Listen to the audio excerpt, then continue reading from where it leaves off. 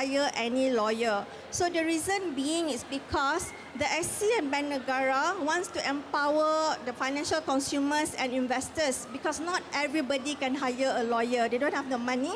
So because of that, you can come to us because our service is free. We don't charge you anything. Okay, so when do you file your dispute with OFS? There are two timelines. The first one would be, if you go by our process, before you come to us, you have to go and you have to file a complaint with your financial service provider first. If you are unhappy or not satisfied with their decision, then you come to us. So, if say after filing a report with the financial service providers, after 60 days you don't hear anything from them, you can come to us straight away.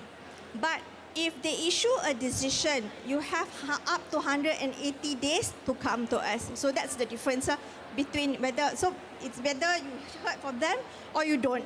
If you don't, you can come to us after 60 days. If you heard from them, you have up to 180 days.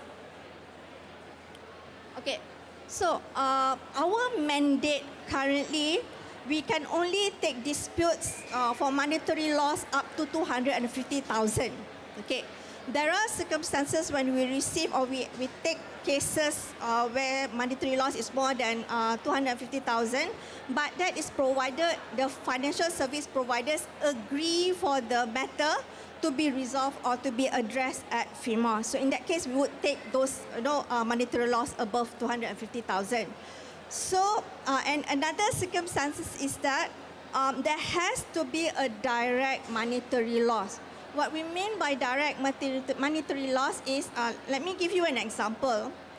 Say you have a savings account at Bank A.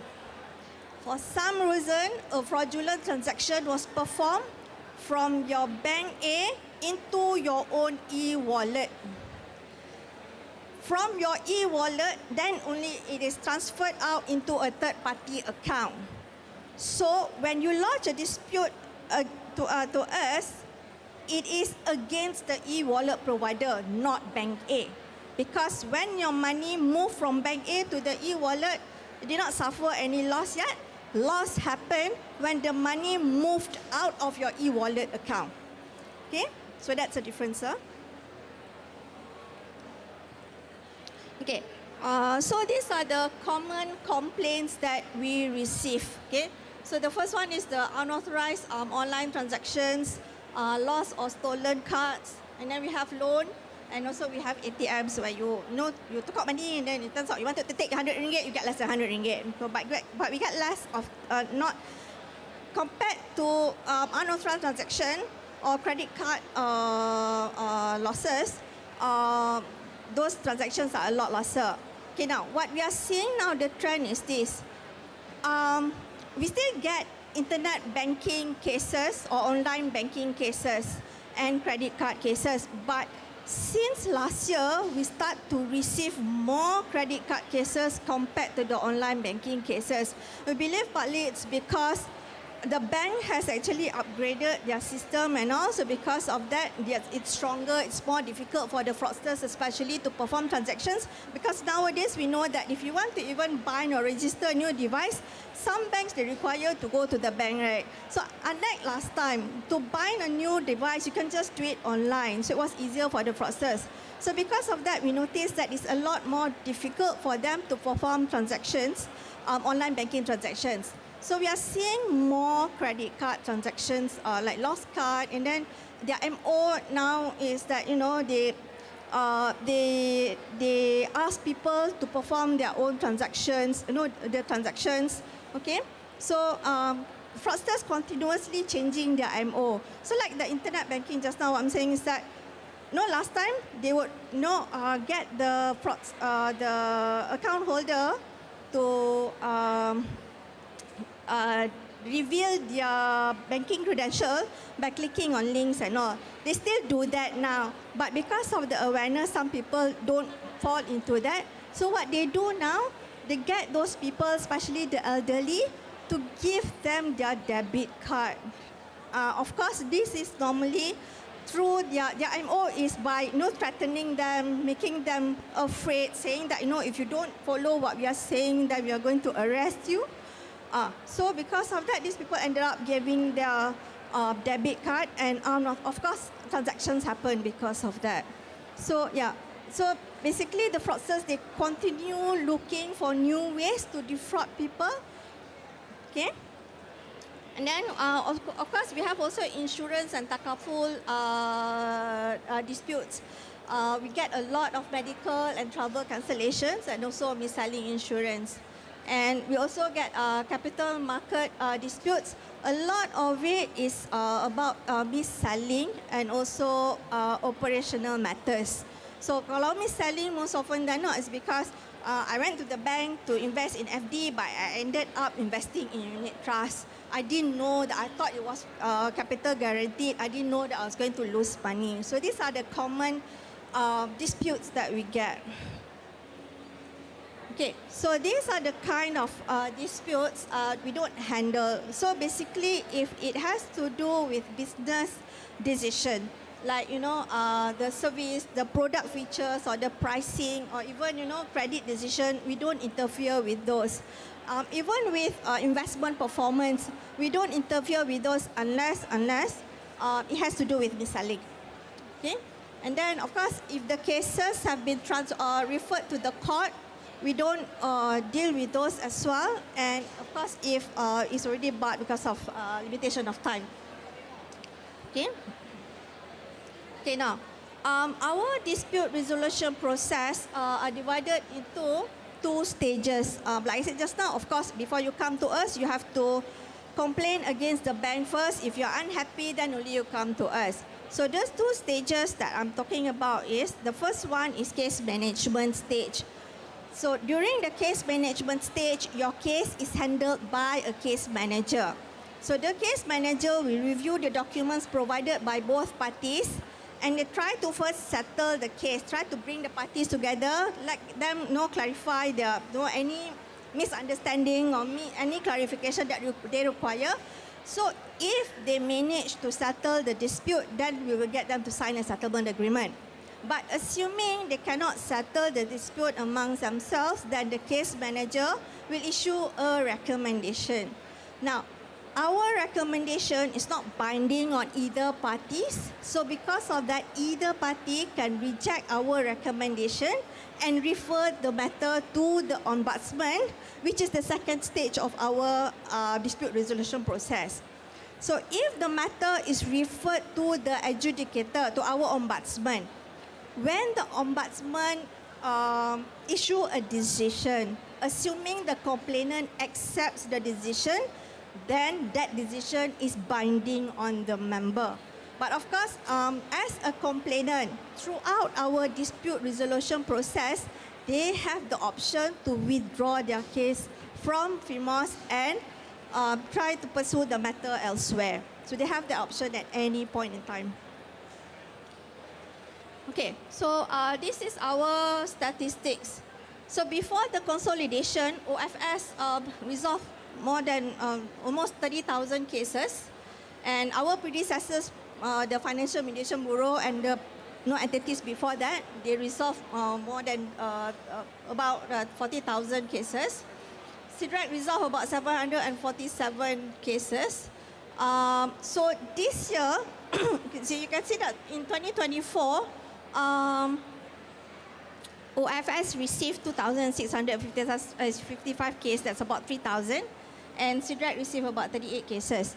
This year, in total, by June this year, we received almost 2,000 cases. So at the rate that we are going, we expect to get more. I mean, if it's at the same rate, we expect to get more than 3,000 cases by year end. Okay. All right.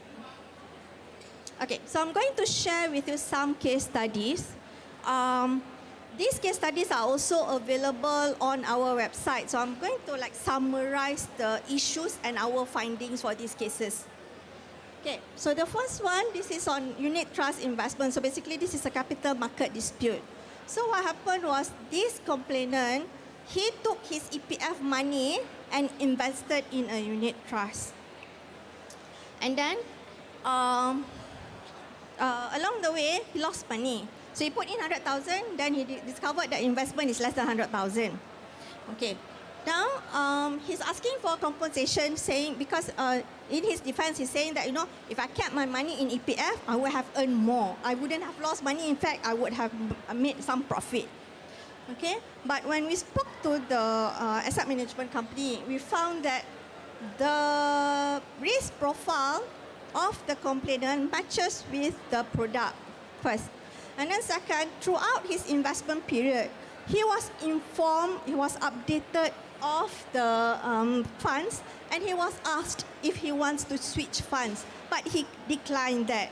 So because of that, when the matter went to the adjudicator, the adjudicator found that the AMC has a basis saying that, it matches his risk profile. He was advised, but he refused to, change the investment. But one thing that the adjudicator found was that there was a cooling off period which the AMC did not inform the complainant. So because of that, the adjudicator gave the award based on the fact that he was not told about the cooling off period. Okay? Okay, now, second one is stockbroking services. So in this case, this complainant wanted to transfer some money from his savings account into her trading account, but for some reason the funds did not reach a trading account. So apparently there was a glitch in the stockbroker's system. So he was saying that because of that glitch, the money was not traded on the day that he wanted to. So she claimed to get to claim 62,000 ringgit.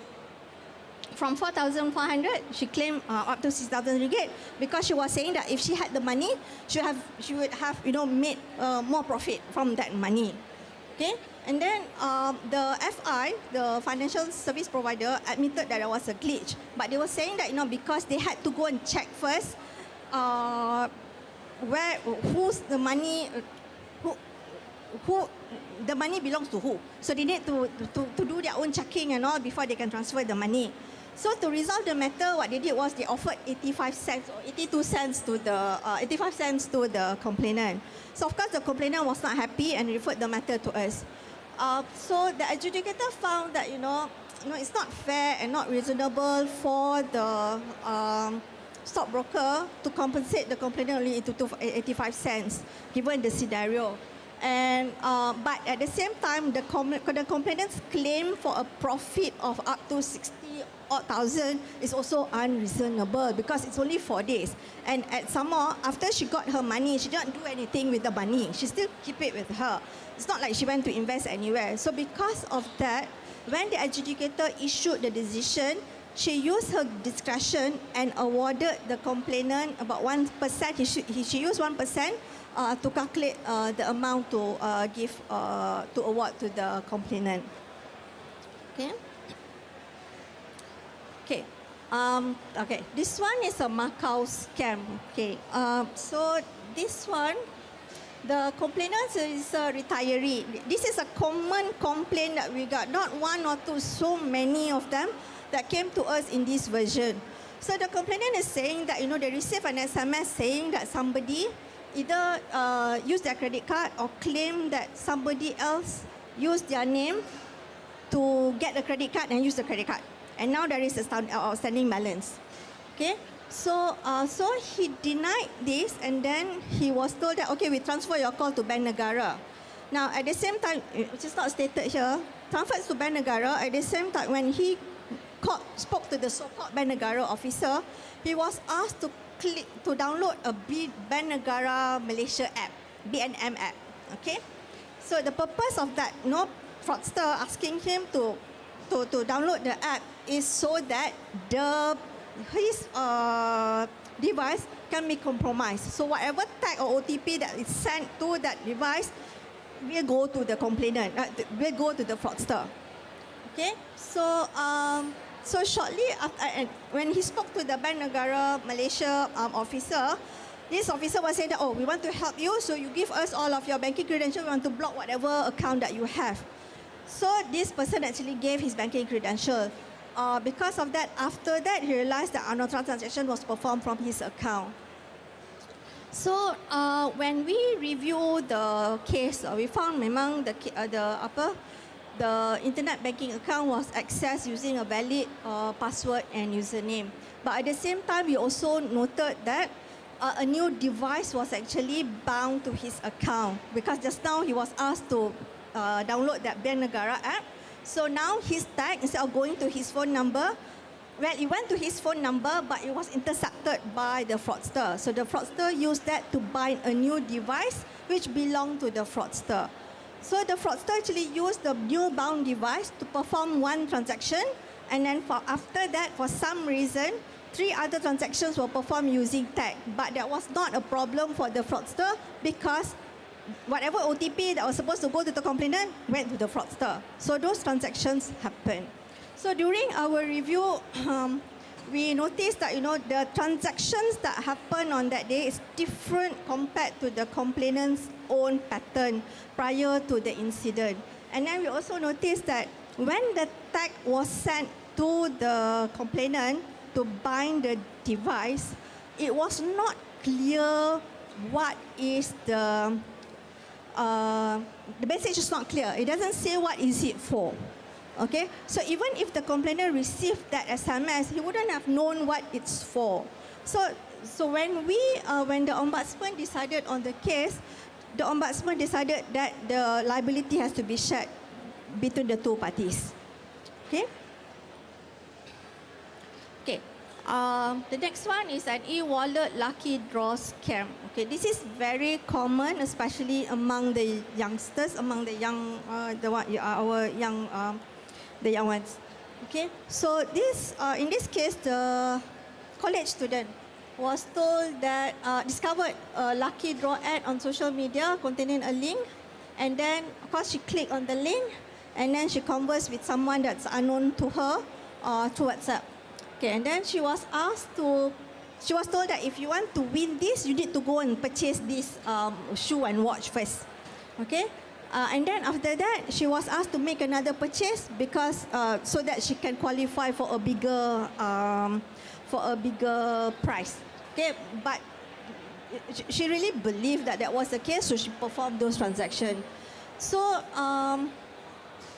she realized that she had been scammed when she was asked to perform another transaction. So that's when she stopped and then reported the matter, and then eventually she came to us. Okay, but when we reviewed the case, all of the transactions were performed using valid PIN, valid ID, and then she actually performed the transactions herself. The device matches the device that's on the e-wallet's provider record. So because of that, the ombudsman decided to rule against the complainant. Okay. The next one is, this is an insurance case. Okay, so in this case, this boy is a 16-year-old boy, stole his father's car key and drove his car. Okay, didn't have any license, so drove his car, slammed into a lamppost, slammed into a road divider, and of course then the father went and filed the claim against the operator, Takaful operator. Okay, then of course the Takaful operator refused his claim, so the complainant came to us. So during our review, we noted that you want to drive, you need to have a driving license. There is an act for that, and also we noticed that when he drove the car, when the son drove the car, it was done without the father's absence. So when the decision was issued to the complainant, his claim was denied on the basis that he should have been aware of the issue and he should have taken necessary precautions to deter his son from driving the car. He doesn't have any license, right? So the father should have taken more precaution, keep the key somewhere. Don't tell him where the key is so that he cannot drive the car. Somewhere along that line. Okay. I don't have much time, so you can read this. So typically, we've been telling people, we've been going on road shows and all, telling people, don't click on any links, don't respond to any calls. But surprisingly, or maybe not surprisingly lah, in 2025, we still get those cases. No, in 2025, April, May, earlier this year, we still get those kind of cases where people click on links, people respond to Macau scams, phone scams. Just be cautious. I understand that. We understand that. There's some business, they actually, if you want to transact with them, they give you links and all that. Some are legit business, but be extra careful when doing this. Know that there are risks that you may lose your savings account. Okay. Another one that I wish to also highlight is that we noticed that some of the complainants, their credit limit is way much more than what they normally use. So the problem with that is that if the fraudsters get hold of your credit card details, most often than not, they will run it up, they will use your credit limit to the max. Okay? So then you will risk, paying for something that you don't use. We have a complainant, an elderly. Elderly, normally what they do, they use credit card to pay fuel, to go to the pharmacy. So every month is less than 500 ringgit. But his credit limit was 200,000. The fraudster actually ran it up to 200,000. So when I asked him why did he need up to 200,000, it's because he said that he needed it for emergency, for medical. So we understand that. But if you need it for that purpose, you may want to, don't use this for your, daily use, keep it elsewhere, you need to, put some precautions for yourselves to safeguard yourselves. Okay? And for the investment products, most often than not, especially for unit trust investments, the ones that we heard, people are saying that, we didn't get to read the product highlight sheet. Because we were rushed. We were told to sign here, sign here, sign here. So we sign, and then the transaction happened, the investment happened. Okay, so you need to remember, end of the day, if you incur any loss, it's going to be on you. So don't let yourself to be rushed, and don't rush yourself. Take your time, read the product, read the documents, understand the product. Talk to other people who may understand the product. Talk to other people who may have experience in investing in those products. Okay, so that's the end of my talk. Thank you. All right, ladies and gentlemen, can we give the speaker a huge round of applause? Thank you so much for the very insightful sharing. And of course, ladies and gentlemen, I have one Aeon voucher to give away. And of course, I have a very simple question, and I hope you guys are paying attention. So, what does FEMOS stand for? Yes, just shout your answer. That is absolutely correct. Congratulations, sir, for paying attention as well. Yeah, please do claim your prize over here. It's a 20 ringgit Aeon voucher. And of course, ladies and gentlemen, next up, we have a very special, I would like to call this a panel discussion. Right? Very interesting topic as well. Your retirement roadmap at every life stage, right? So it is targeted for everybody. As long as you are here, you can take a seat and you can listen to them, chit-chat a little bit about your retirement roadmap, okay? So within this panel session, you learn to master your retirement planning, from maximizing your EPF to building wealth at every life stage. It is, of course, with the expert insights from ICMR, EPF, Ringgit Plus, and leading financial planners. So ladies and gentlemen, we also do have some Aeon vouchers to give away as well for this session. We will be right back shortly after all of you has gotten the stamps for the passport, yeah, for the lucky draw. Please, if you need it, do come now. Try not to interrupt the panel session. While the panel session is going on, let it run. You can always get the stamps after the sessions, all right? So ladies and gentlemen, we will be back shortly.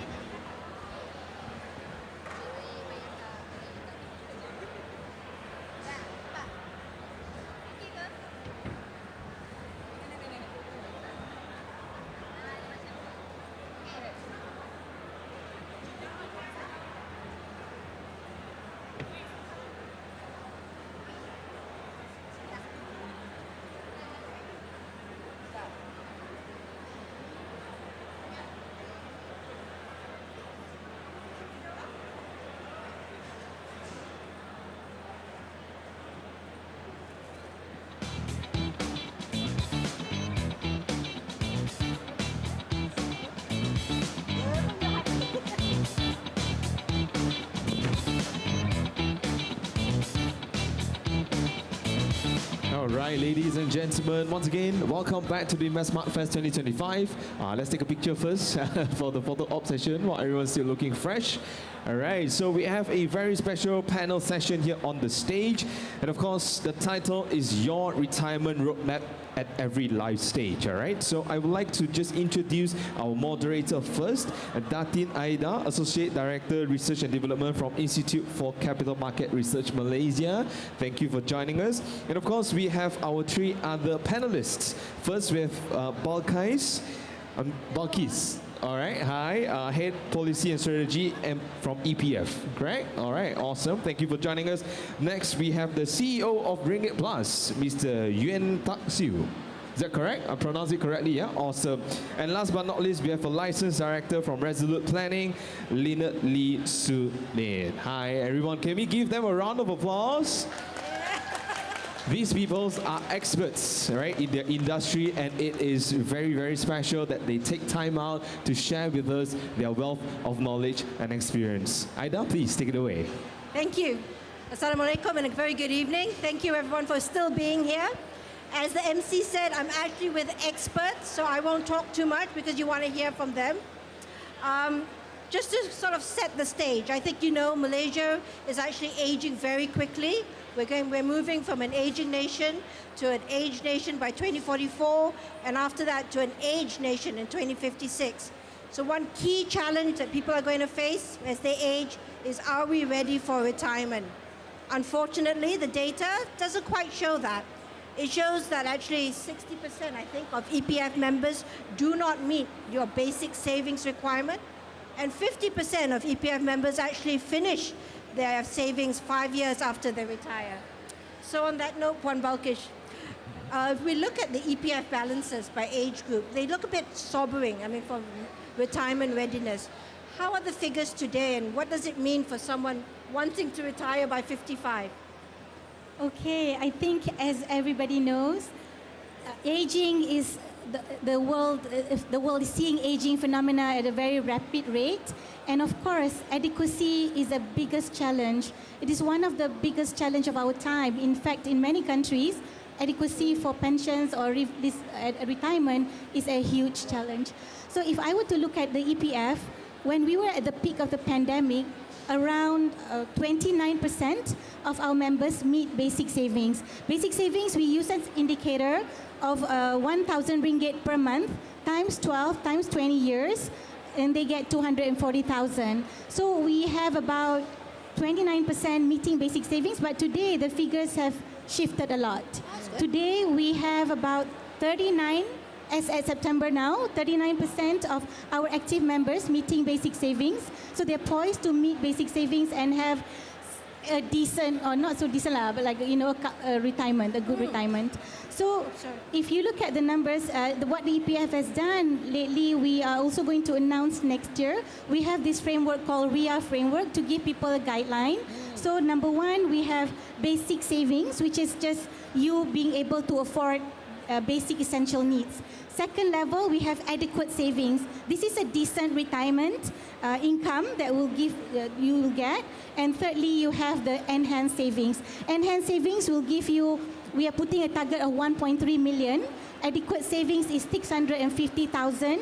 Basic savings is 390,000. So with that, we hope we are going to help people manage their savings better and plan for retirement. But before I end, I just want to say that Malaysians need to think about their retirement in two stages. One is when you're working or semi-productive or still productively engaged.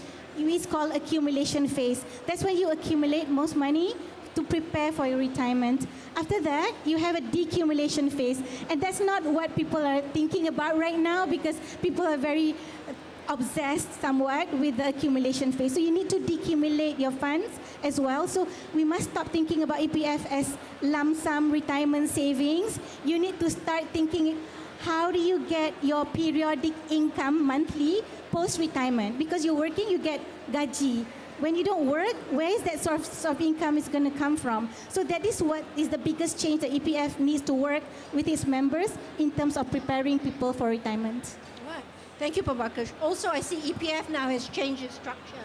You have 3 accounts now, account 1, 2, and 3.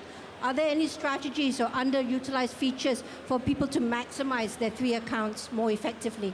Okay, when we were looking at restructuring our account, we look at biases because as human beings, we all have biases. For instance, heuristics, it helps you make decision like you touch something hot and you tell yourself, I need to take out my fingers. If you're going to analyze that and say, is this hot? You know, what it's going to do to me? It's going to take time. So because of that, sometimes we use our biases at the wrong places. So when it comes to retirement, the biggest challenge is present bias. What is called like you like current gratification over future value, right? Number 2 is about overconfidence. You will think that that case of old age poverty is not going to happen to you. It's going to happen to somebody else. Similar with COVID-19, when we heard about it, we'll say, I'm not going to get COVID-19, someone else will. So that's overconfidence. And sometimes it's great for us, but sometimes it's not necessarily great.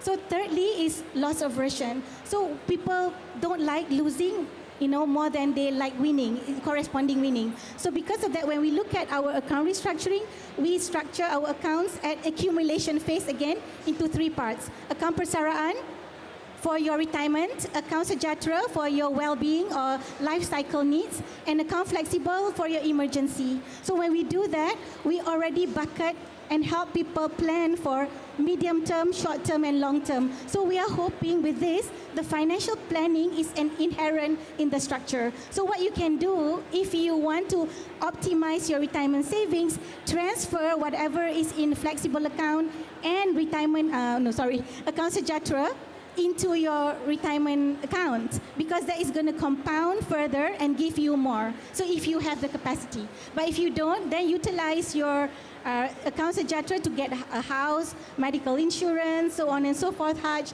and all that. And then thirdly, of course, flexible accounts can help you build your emergency. So when we do this, we realize that when people feel that they're not having scarcity mentality, you can have access to emergency funds, you can think about the future a bit better. One of the biggest problems before I go to 2 other products, when you want to think about yourself and your future, they did a neuroscience study in UCLA, which said that if I were to ask myself to imagine about myself today, there are a lot of brain activities that's happening in my brain. So I can say that, okay, I'm very excited. The prefrontal cortex is a lot of neural activities. But when I say imagine about Datin Aida, I cannot imagine so much about you because I don't really know you until today. So there's not a lot of neural activities going on. And when I ask myself, somebody asked me to think about myself 20 years from now, it's the same level that I'm viewing Datin Aida. So what does that mean? You're seeing yourself as a stranger. You cannot associate your current self with your future self, which is why saving for retirement is very difficult. But how to optimize what EPF has? 2 more products, which I think is really cool. Number 1 is voluntary access, which is saving more than your statutory rates, right? And how do you do this? People, like I mentioned, just now, people are extremely loss averse. They hate losing something. So when you have to part with your money, you don't like it. So how are you going to overcome that? Next year, salary increase, 5%. Take 1% and put over your 11. Becomes 12. The next year, another 5%. Make it 13, 14, and so on. That power of compounding when you put more is phenomenal because it's going to really help you save a lot. And secondly, it's a product called voluntary contributions, and people can put 100,000 into the savings account, and I think that will also help people optimize their accounts. Thank you, Puan Rakesh. So financial planning is obviously very critical. So Lynette, in your experience as a financial planner, what is the biggest misconception people have or blind spot they have when they look at retirement planning? Okay, can I have my slide up, please? Thank you. So what's going to appear on the stage, on the what? The other slide, move on. The next slide, please. Okay, so you can take picture of this if you want to, but basically, people, as you look through the different stages of retirement, the most important first pitfall that we see is people start too late because they think that, oh, I've got another 30 years, 40 years to retirement, therefore I can take my time. All right? The second pitfall that we see is when the person is at stage 3 and they are anticipating, if I think that I have enough savings for my retirement, people are excited But people who are not ready and they realize that they don't have enough, they panic. And when they panic, we are very fearful for them as financial planners because they will fall into scams. And that is not a good thing, right? So, and then of course the third stage is a lot of people, they will, when you talk about things that are unpleasant, like disability, needing full-time care, having a caregiver, they say, oh, don't worry, when the time comes, I will know what to do. But what they don't realize is when the time comes, you may not have the mental capacity or the physical capacity to do anything anymore. So it's better to plan ahead. It's a conversation that most financial planners will talk to their clients in a very gentle way. And why we want to talk about it is I'm sure every one of you in the audience would have seen somebody in your family who has fallen sick and the family members don't know what to do because there is no instructions from the loved ones. So if you love your family, please do your end of life planning. All right? So back to you, Ida. Thank you. YT, but there are just so many products out there. Some are very focused on retirement, some are not. How does an investor sort of manage across all these products that are out there? No, thanks for that. I mean, just look around this hall, right? If you were to think back like 10, 15 years ago, you would have had a fraction of the options available to you. But despite all this, and Lynette, please jump in if I speak out of line, right? Because I'm not a financial planner, so I would turn to someone like you for real advice. But I think that regardless of whether you're looking at newer options such as Webull or Luno here, I think you follow the same kind of basic principles when you think about retirement planning, right? The first thing is make sure that you have your emergency savings fund, right, 3 to 6 months. Clear off all your expensive debt, credit cards, personal loans, and make sure you have adequate insurance coverage. Now, after that, things get a little more tricky, right? Like for me personally, whenever I speak to people about any kind of investment, right, I think the most important thing is what's your risk tolerance. It doesn't matter how much money you want to make or how much you can save, right? The most important thing is can you sleep at night after you put the money away, right? If you're okay with massive swings, right, like you see in crypto or high growth stocks like Nvidia and Tesla, then you go ahead. But if you're not, right, then you need to understand that. And I think that's the most important thing when it drives which types of investments you choose. After that, then you need to decide, well, you need to understand how much longer do you want to work for, right? It's not just your age, right? Some people want to retire young, some people want to retire old. And then that kind of determines, if you're going to retire in 10 years, I would say the general rule of thumb is you go for safer assets like bonds. If you're going to retire in 20, 30 years, and if you can tolerate the risk, then you can go for maybe equities, right, or even crypto. And last but not least, and this is the most complicated part, which is how much do you need for retirement? And I think that's something that's very personal, right, to people. Thank you very much. I think just moving on from that point, I think let's look at some scenarios. Let's pretend you're a young professional, 25 to 30, just started your career. Lynette, I've just started my career. Should I be thinking about retirement already? Okay, that's a very good question. But first and foremost, I want to acknowledge the changes that EPF made by having the RIA, where they have different basic economy and luxurious retirement. I thought that was fantastic. It was a very good conversation starter. But just to give you an indication whether you should start early or not, I think you may not be able to see the one at the bottom. If you start at the age of 25 and if you hope to save up to 500,000, this is just an example, all right? You need to save only 335 ringgit per month, all right? And by the time you reach, say, about 55, you will have 500,000. But you don't just save, you have to invest as well. However, if you say, okay lah, I am too young to retire, to think about retirement, I will start at the age of 35. Now, if you start at age 35, you will have to put in 848 ringgit per month. So you can see the difference between 335 versus 849. And if you wait until you're 45 years old because you think, hey, 10 years, I should be able to do a lot of things. But then look at the number. You have to put in over 2,000 ringgit Why is that so? Is there some magic here? Yes, the magic is called compounding. That's why if you are not very good at it, if you think you have no bandwidth to do investment, then I think EPF is the one that you can actually put the extra 100,000 in for you to get the compounding interest. However, if you think that, hey, I think I need to do more, and your risk profile is a higher, you can take higher risk, then you would then look at investment. And there are so many investment platforms here you can go to, right?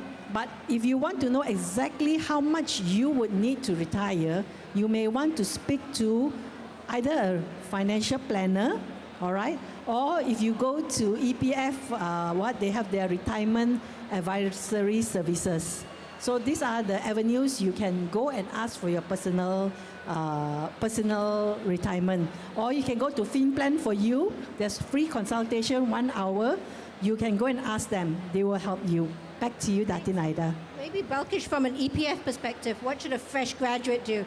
I've just graduated, I've started work, how do I maximize my EPF? I think, in the United States or in OECD countries, the moment they start work, they start thinking about their retirement already. But here we need to start to build in the culture to think about retirement. But I think if you're young, time is your friend, for sure, right? Like Albert Einstein said, like the eighth wonder of the world is actually compounding. So time and money equals magic, because compounding will help you to get exponential results. So I'm just going to build on what Lynette mentioned just now. So let's say if you're a 20-year-old and then you save until 60 years old and you just put 100 ringgit per month, nothing more. You're not working and not putting in money. That money in EPF 5% modest returns will get you 305,000. But if I were to ask a 40 years old to do double the amount, which is 200 per month, until 60, the person will end up with 164,000. That's half the amount that you would get if you were to start early. So I cannot emphasize the importance of starting early. Please do not defer this, and then understand that that is your future self. Your future self will thank you later, because if you start early. So I think must start to ingrain in our children or our nephews and relatives, or even cousins and so on and so forth. And if you're young today, I can see some people very young, please do not ignore the future needs. YT, do you have any nudges or tools that we can use to get people to start saving for their retirement at a young age? Yeah, that's a tough question. And, we think about this a lot, right? And I'm always looking at what products or tools are there in other markets that we could bring here. But I think that the reality is, when it comes to planning and budgeting, there's only so much difference technology can make, right? So even like at Ringgit Plus, we try and educate consumers, right? But we're only one resource. I think the first step you should always take is just write down your expenses, right? Budget. Just understand, what's your income and what's your outcome. But it's, what's funny is that there's so much resources out there, so much educational resources available, and a lot of the advice is very consistent, right?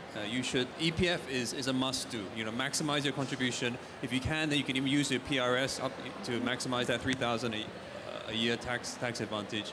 And yet so many people don't do it, right? Despite the fact that the information is there. So actually, for me, I think one of the best things you can do is actually go and speak to a financial planner, right? We offer that service to our staff. We offer it to our partners. Because everyone is so different, right? Their financial situation is so different. Their life situation is so different. If you go and speak to a financial planner, they can really help you understand, right, what works for you. So the first scenario was a 20-year-old. Let's move on to someone who's already 40, bit late, has got minimal savings. Lynette, what's the magic tool here? Okay. Whether you are 30, 40, or 50, to be able to know how much you have to retire, the first thing you need to know is what is your retirement goal. All right, so what you can do is you can assess your current situation, you identify what are the gaps that you have, then only you set your close gap measures. So how do you assess your current situation? I think Balkis, you mentioned that much earlier already, right? So this is a pictorial depiction. You need to know your time horizon to your retirement. What is your risk appetite? Then you decide what investment. Now, there are three main things you need to do if you start late and you realize that, hey, maybe I need to do something more.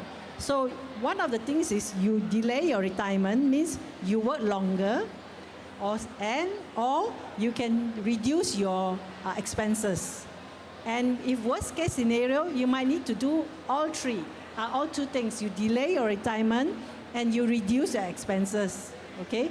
And EPF has got a very good booklet. I suggest you go to their website and see, Belanjawanku. I don't know whether the 2025 has, but they will tell you which the state they will have, what is their cost of living.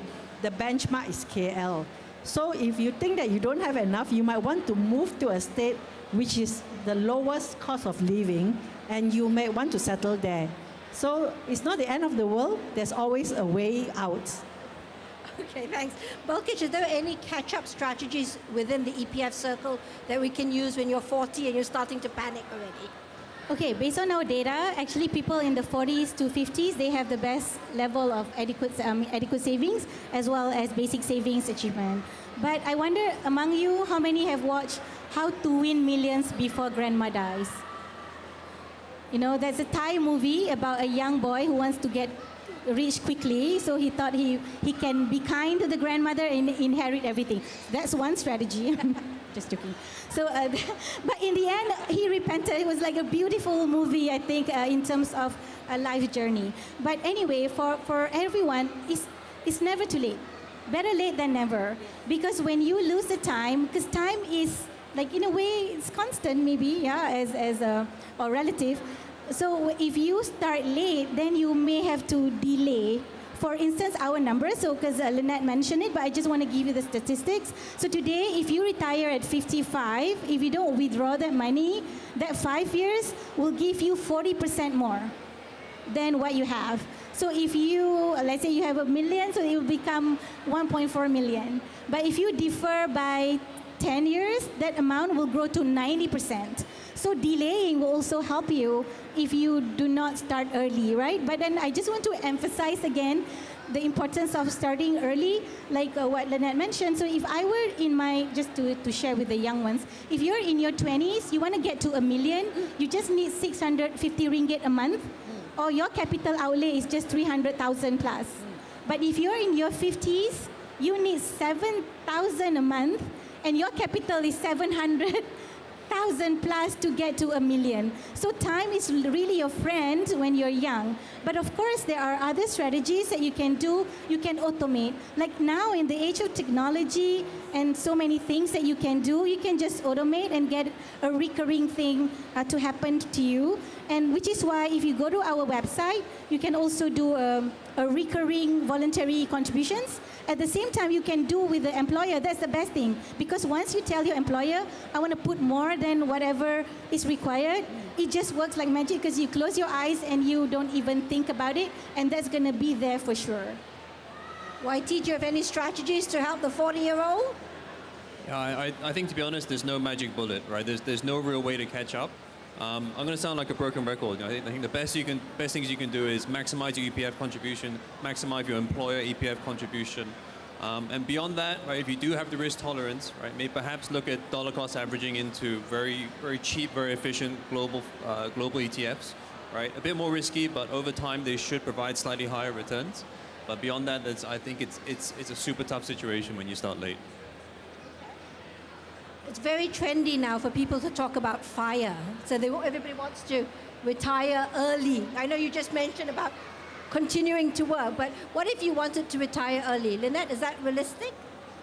I think it is. If you plan early and you plan well, right? I'm not going to repeat this because this is kind of like repeated what everybody has spoken, including the consumption or the accumulation stage.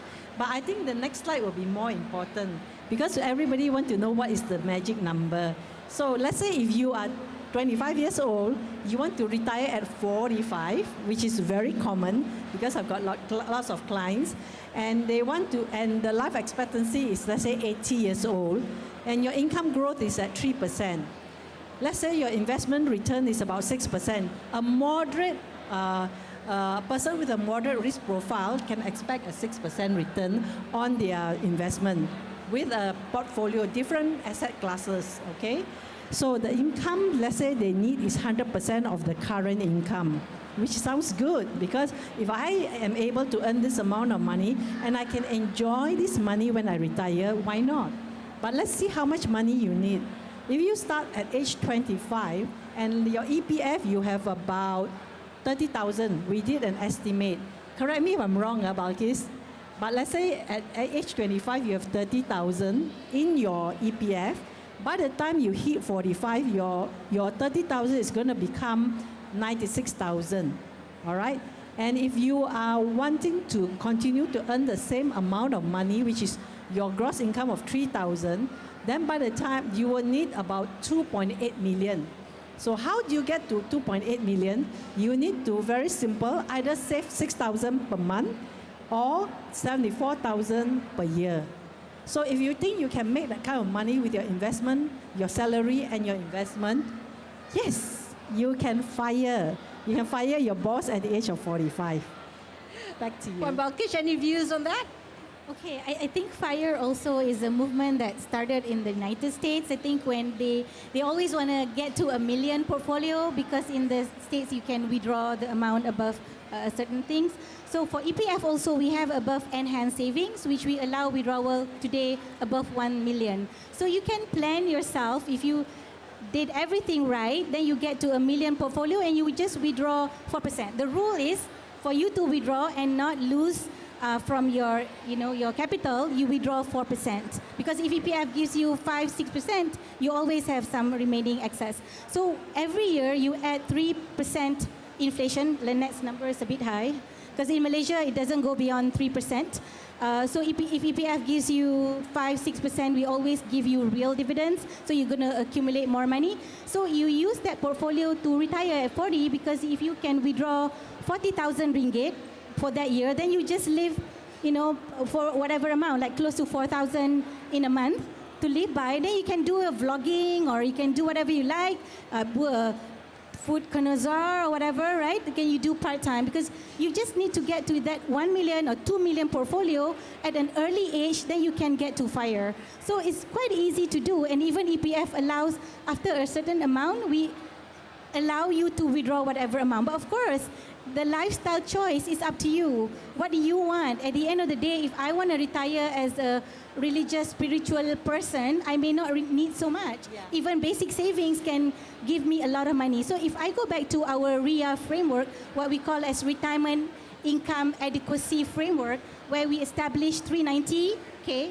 650K and 1.3 million, so that 390K actually gives you 1,000 ringgit year one, but it will give you close to 3,000 ringgit in year 20. So with the 650, it will give you 2,700 ringgit in year one, and you will get 7,300 ringgit in year 20. With the 1.3 million portfolio, you will get 5,000 plus in year one, and you will end up with 14,000. Why? Because EPF keeps compounding the amount that you put in. So, so like whatever we compound over compounded amount, which is really phenomenal. It's just like looking at your mortgage, but you work in a favorably way for you. Because mortgage, like you buy a 500,000 ringgit per property, but you end up paying the bank like 900,000. So for EPF, it works the same way, but in reverse. So it works in your favor. YT, any views on retiring early? I think it's financially. I think it's clear it's possible. But then it's about you, right? Like for the people who have done it, they have to sacrifice. Well, either they need to be very lucky and in terms of what they do in life and make a lot of money early, or you need to be an extreme saver, which is possible, right? And then you can save enough, you spend very little, you don't, you give up on a lot of the social life, right? With your friends and your family, you don't travel as much. Then it's possible. But I think most people I speak to would prefer to work longer and enjoy some of the small kind of, just enjoy life a little bit more, and just work until they're older. So I don't know that many people who really wanted to give up so much at a young age. I think the other thing I wanted to sort of share with the audience, ICMR does some studies, and what we've seen is people who openly discuss with their peers or with their parents at a young age, they actually have better financial behavior. So Lynette, how do we start talking to our children or young people about financial planning? Not the easiest topic at a dinner conversation. Well, it depends because one must remember that the parents are the best example to their children. So if parents are able to lead by example, then the children tend to follow. My parents taught me about savings from very, very young. And they also taught me about being disciplined. And the greatest joy I had was, my daughter is 33 years old, by the way. She called me all the way from Sydney because that's where she's working. And she told me, Mom, don't worry about me. I have saved 12 months of my expenses as emergency money. That was my greatest joy because I never expected that. I didn't realize that when she lived with me and as I relate stories about my clients, she's actually listening and she emulated. So I think that's very important. Financial literacy is also very important. Just now when I was sitting at the booth, 2 young university students came to see me. And I showed them some slides about financial planning, and they said that it has been very useful for them. So I think for children, how to talk to your children depending on what stage. If they're still very young, if you are able to show them example, teach them how to do savings, and as they get older and you can do joint investments with them, they'll be very good. But as they get older, when they are young adults, and you find sometimes they don't listen to you, they listen to friends. So what do? Very simple. What you can do is, maybe one of the activities is you organize a financial literacy talk, invite the parents and your friends' children to come along and just join in. It's a financial literacy party, fun. Then then they will share with you, maybe there are some games with it, and that's it. You made it. I sent my daughter to workshops on financial literacy, and I sit down and I join her. That was long before I became a financial planner. I was still working in the commercial world. Why? Because I know that I can impart a certain amount, but I also know that third-party influence is much stronger. So I would not say that her ability to save 12 months expenses as emergency money is all about me, but it's about also the third-party influence in this case. So parents, be an enabler. Help your children to be more financially literate. Well, Balkish, any views on this and how we get the young to start thinking about it? No, I'm a bit worried when you said that studies, like, if your parents, how they role model to the kids. Because when my kids were young, they gave me a book, Confessions of a Shopaholic, and then they made me watch the movie. So anyways, joke aside. So basically, yes, I think, but also apart from financial literacy, I think it's really important. But what's more important is your behavior as well. So while we say that financial literacy has impact in terms of how much you will save, but the greatest impact actually comes from your socio-economic well-being. So actually what pains me is that like low wages in this country, I think is the greatest social injustice of our time. 57% of EPF salaried members earn less than 3,100. That is below the relative poverty income for a family of 4 to live. 30% earns less than 2,000. The people that earn more than 5,000 is only 15%. 10,000, 10%. If you earn 20K, you're part of 5%. That's really sad. For me, that is the greatest injustice. And when you don't have income, you cannot save. No matter how I tell someone, go and save, and then you blame them for not being able to save. So we need to have better social security in this country. We need to pay people better, and we need to improve wages. And we are all part of this society. We cannot say that employers we need to put pressure across the board to politicians. civil society organizations, employers, and institutions to start paying people better. And we cannot say that because you didn't study hard, don't deserve the pay. People deserve a decent living. So I just want to say that if we pay people better, I believe that most people can save. They can set aside for savings. They can set aside for other emergencies. So that's the biggest change that Malaysia needs, and we cannot put the blame to the people, because I saw the numbers and it's really, really sad. For a lot of people, they are all living in relative poverty, so many of them. That's very, very true. I think just to continue on that point, I think if you look at Lynette's slide, she's looking at an investment return of 6% per year. EPF has been doing very well at about 5%, but some have argued you can get higher returns in the market. What are your thoughts on this? Okay, higher risk, higher returns, I suppose. Because EPF, you must ask yourself, what is the institution about? We are about retirement. We need to think long term. We need to give people stability. I cannot gamble people's money into very, very high risk instruments, but we are doing quite a decent job because we are paying over the last 10 years, our average is 5.95, close to 6%. And EPF pays you on real dividends, which is realized dividends, I mean. So when other pension funds announce certain numbers, they don't pay on realized dividends if you realize it. They call it total shareholder returns, TSR. So what that means, a portion will be on realized returns, a portion is on unrealized returns based on market value. So when you turn your age to take out the money, it may not be there the way that, because it depends on the market value as well. So this is the only institution in the world that pays people on realized returns. And whenever the money comes into you, it goes straight into your account. We cannot take it back. We really have to sell some assets and make money year in, year out. And that's not done in any country at all. So whatever returns that we're giving you, we need to be stable and also consistent. So that's why we don't want to take too high a risk. So let me give you a country, Norway. They have Norges Bank that does the pension fund for them. But in a good year, they can give you 16% or 22%.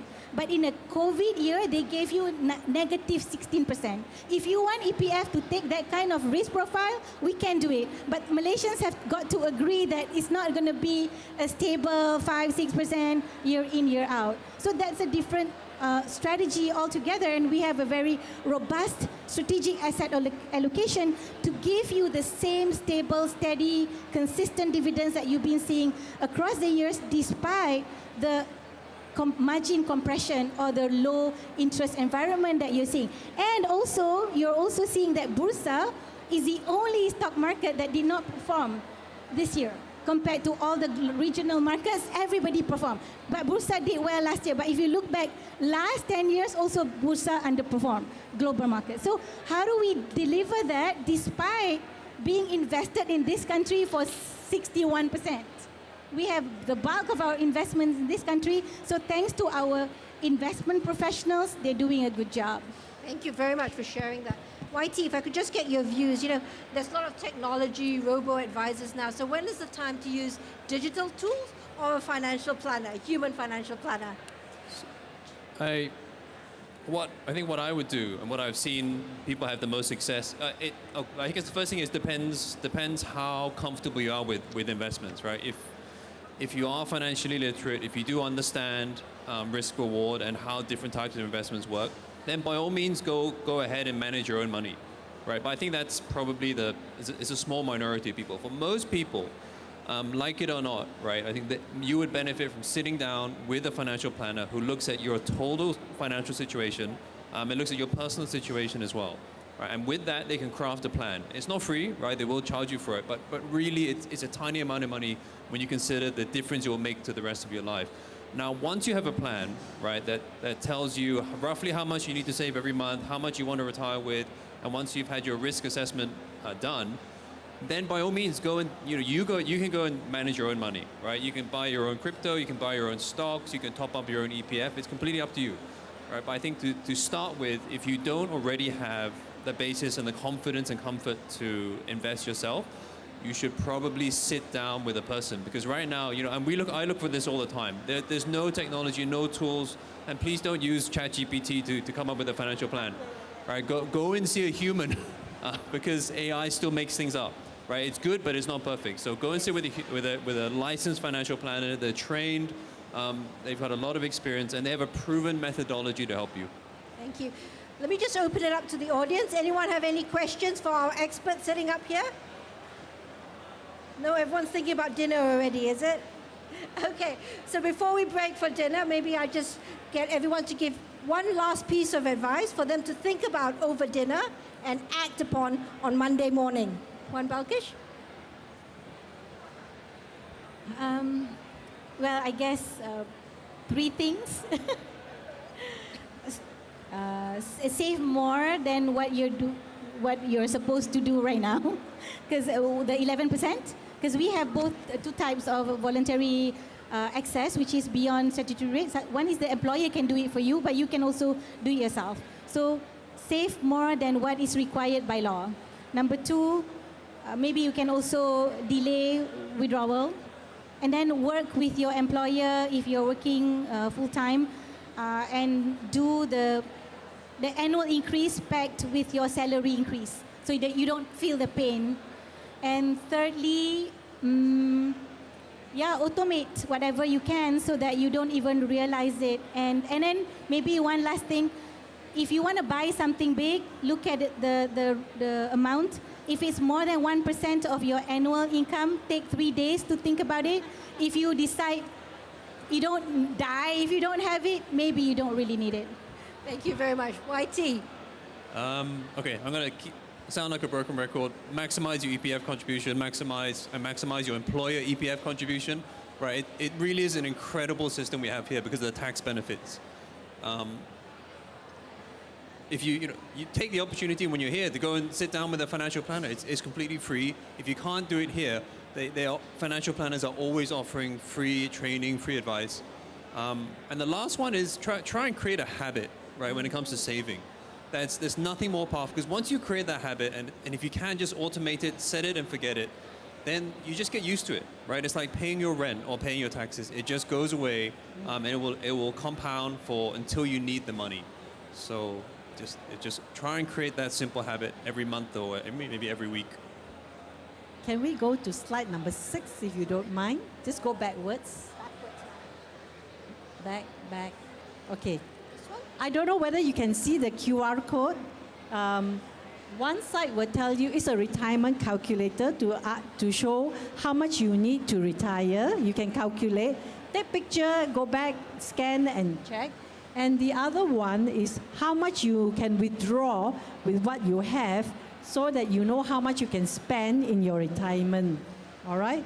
So my last words for you would be, live a meaningful life, stay healthy, because it's cheaper to be healthy, grow old gracefully, and die a good death, because that's what I want for myself as well. Thank you. Actually, I've got a lady who's got a question in the audience. Thank you. This question is to the EPF's director. I'm an EPF contributor. Just now I was amazed by your comment say that despite Bursa don't do well, and despite EPF, most of the fund are actually invested locally. So as a contributor member myself, I really like to seek clarification. What is your investment, like broadly, like I don't ask you for specific. In a broad category, how EPF utilize the member money and invest in which sector and what kind of return and how you manage your risk, so that maybe we can learn a thing or two and formulate in our own planning. Thank you. Okay, I think, well, if you're in investments, the magic word is always portfolio diversification. So we have about 40% plus in equities, 40% also in fixed income. Then we invest in private markets as well as real estate and infrastructure. So those are the portfolio that we are looking at. And then of course we also split our investments into Sharia and non-Sharia assets as well. So what we do is that our professionals, of course, they are given a budget in a year of where to invest, and then they have multiple sectors. So we cannot really go into one sector, so we have to go, but like last year, what gave us a lot of income was NVIDIA, the company that is now the blue chip that produced the semiconductor, so that was doing very good. And other things like Palantir and all that, so they are now the thing for AI, because like that's gonna be the game changer for the 21st century apparently. So we invest in various tech stocks, so on and so forth, to give us this diversified income lah. But then I think beyond that, I don't know what to say because I'm not the investment side. But yeah, so it's very diversified in order to give the steady income that you see. But for Malaysian market, we see that we play a lot on dividends, less so on the capital appreciation. So it's more of a dividend play for Malaysia. Any other questions from the audience?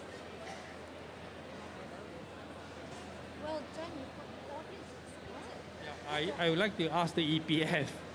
Nowadays, with so much of scam and all that, I would like to know what is the risk in terms of scam for EPF? Has there been any incidents of such? And if it is so, what has EPF done to make it scam-proof? Because we are very concerned. This is our money there inside. Thank you. Okay, I think scams, scam is very enticing for people because they know how to resonate with you and appeal to that sense, so that to make you give that. But so far, EPF, while there are scams, like people say that I can help you withdraw EPF money, we can produce fraudulent documents, for instance. So if that happens, it comes to our processing and we find out, then of course the claim is stopped or the withdrawal is stopped. But it's very difficult to to get scammed through EPF, because what we will do is we will get your thumbprint and then we will check your IC name and number must be the same, and it has to go to the account number that belongs to the person. So it's very difficult for the money because we're handling large amount of money. So it's really scary. So we have really tight controls. So if the money, let's say your wife during COVID-19, let's say your wife withdraw on your behalf. So she cannot change the account number or the phone number. That's not going to happen because there are certain checks and control. We've got the thumbprint, we've got other things, and now we also have eKYC, which is facial recognition. If you want to do online withdrawals, what happens is just it's up to 30,000 only. If not, we don't allow bigger amount than that. If you want to withdraw large sums, come to our office, get your thumbprint checked. All right, any other questions? Right, if that's no questions, thank you to my panelists for sharing your evening with us and very good advice for everyone. So thank you, everyone. All right, thank you so much, Datin, Aidal, Balkis, Ms. Juan, Lynette. All right, so can we maybe just stand up? We can take a group photo, on the stage. Thank you so much for your time. And of course, ladies and gentlemen, they did have a lot of sharing, especially, of course, when we talk about EPF. Whoa, very tall. Just make sure the camera can fit, yeah? Okay. All right, smile. All right, let's give us a thumbs up. Yeah, or a heart, whichever is yours. All right, awesome. Thank you so much. Ladies and gentlemen, can we give our panelists a round of applause one more time? All right, awesome. Okay, so now I have 3 Aeon vouchers I'd like to give away. Now it's the time to test whether you paid attention to what we've been talking about, yeah? So 3 20 ringgit Aeon vouchers up for grabs. All right, first question. There is 3 accounts in EPF. Can you name all of them for me? Who can? Yes, sir. Over here. I want to make sure it's correct, yeah? Account 1, 2, and 3. No, account 1, 2, and 3 is the number. I need the name. I need the name, yeah? 3 account names. Anybody wants to try over here? All right, I will give the answer. Yes, hi. Account Persaraan, account sejahtera, and account flexible. All right, that is correct. All right, so just to remind you, ladies and gentlemen, it means short term, mid term, and long term. Yeah, so that's the purpose of the three accounts in EPF. So congratulations, please claim your prize over here. All right, the second question, I think I would like to take this from YT. What was the final advice that he gave before he ended the talk? YT from Ringgit Plus. Anybody knows? Yes, just shout the answer.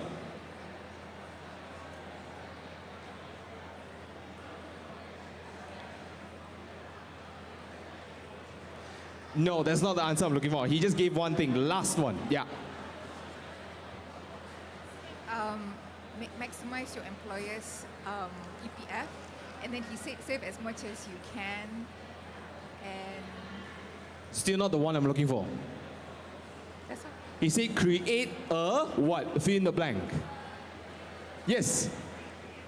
No, not create a retirement. Create a what? Yes. You have an answer? Create good habits. That is absolutely correct. All right. You were paying attention. Now please claim your prize here, okay? All right, last one. Last question. I think this one should be the easiest one. Huh? What does FIRE mean? Yes. So that you No. FIRE is an acronym. F stands for something, I stands for something, R stands for, yeah. Financial independence, retire early. That is absolutely correct. Congratulations. Please do claim your prize over here, yeah? All right, so ladies and gentlemen, that is what happens when you pay attention, when you listen to our speakers or panelists, you know, you can win some vouchers, all right? So ladies and gentlemen, don't go anywhere. We have our next session coming up next at 7:30, but we will be heading into a short break right now. So ladies and gentlemen, please, all of this is brought to you by Invest Smart Fest 2025. Thank you, and I'll see you soon.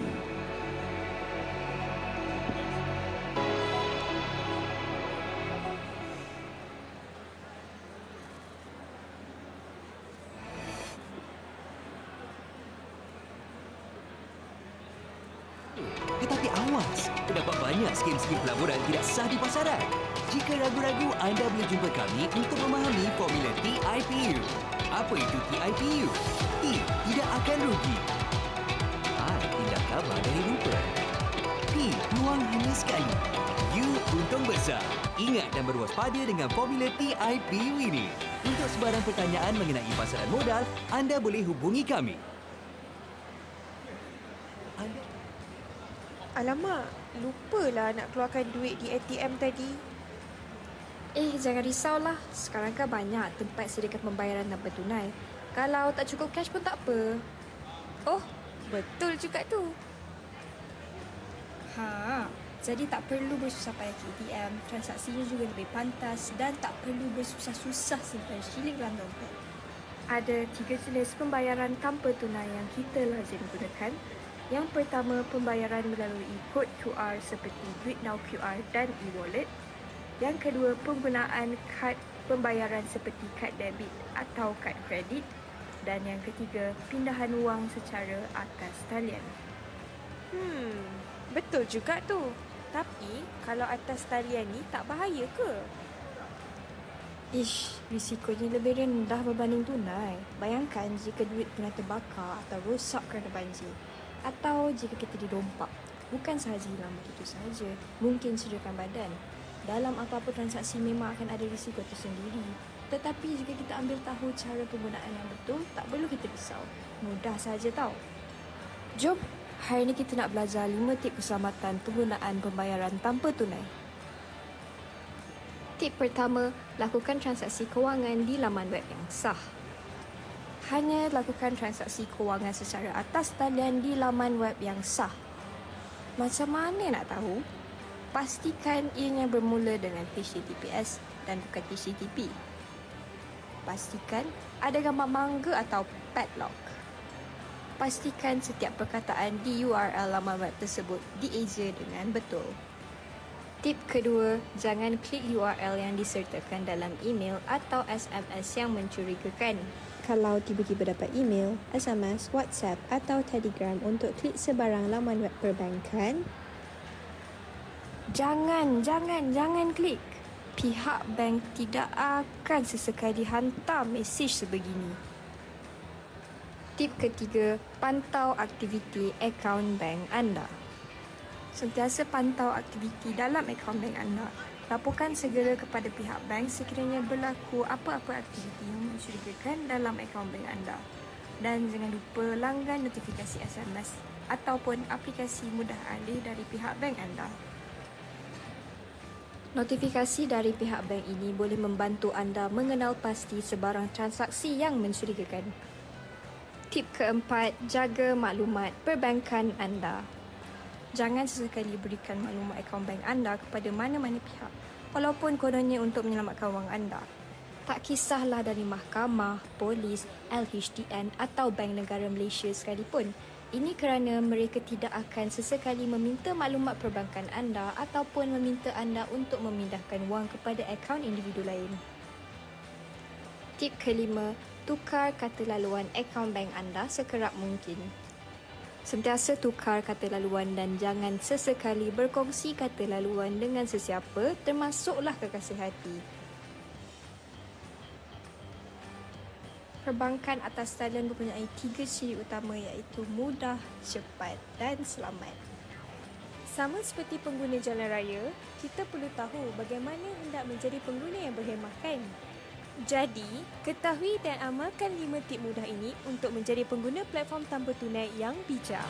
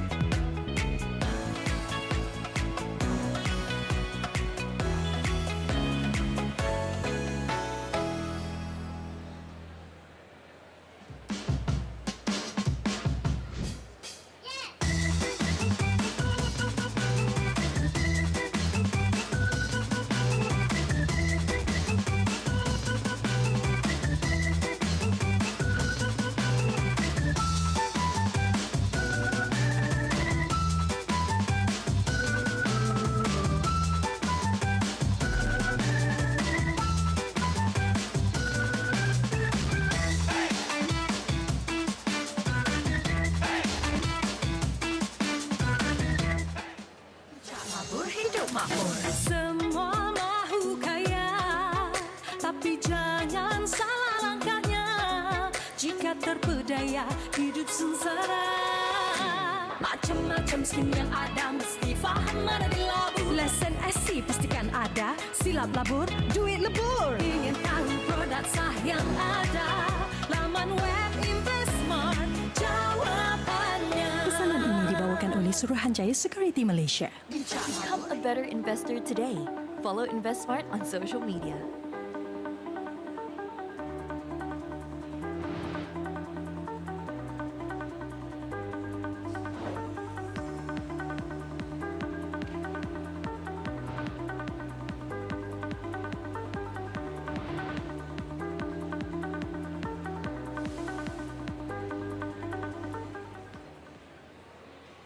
Become 吗？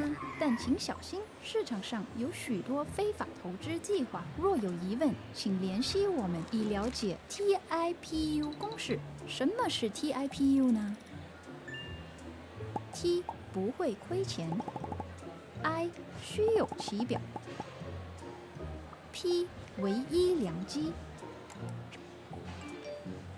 ，U 超高利润。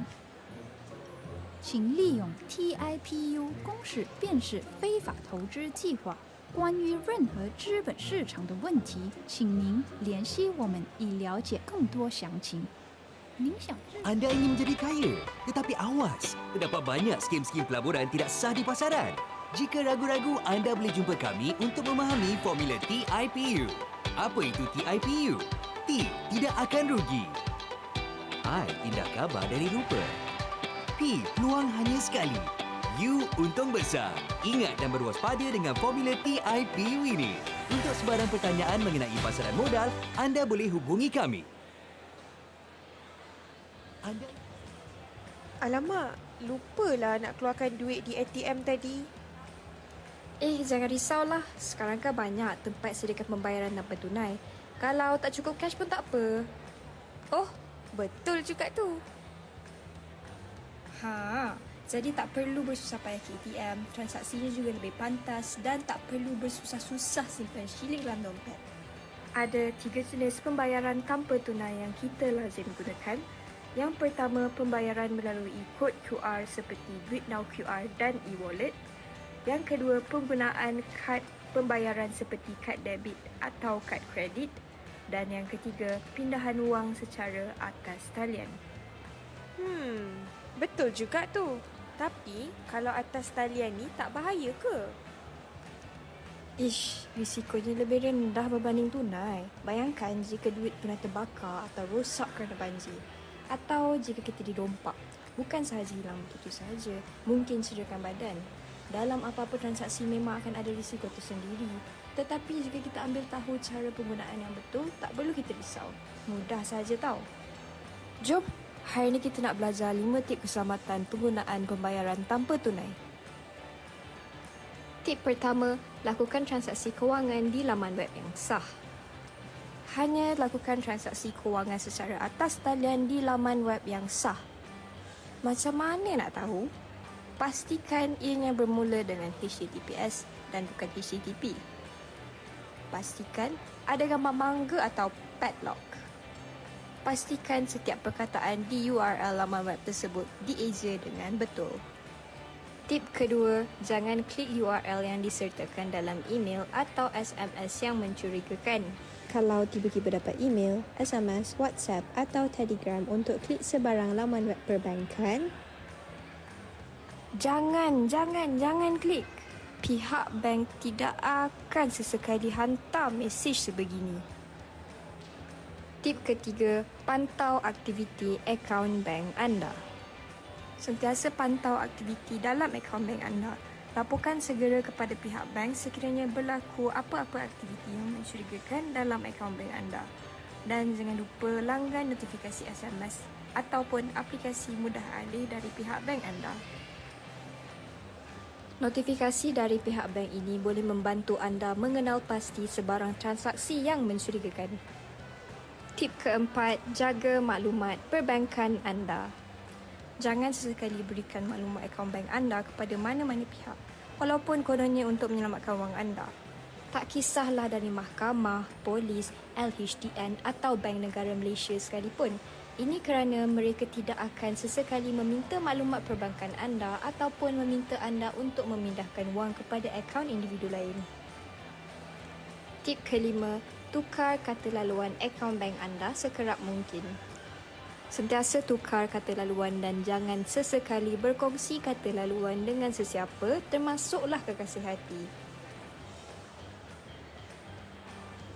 Perbankan atas talian mempunyai 3 ciri utama iaitu mudah, cepat dan selamat. Sama seperti pengguna jalan raya, kita perlu tahu bagaimana hendak menjadi pengguna yang berhemah kan? Jadi, ketahui dan amalkan 5 tip mudah ini untuk menjadi pengguna platform tanpa tunai yang bijak.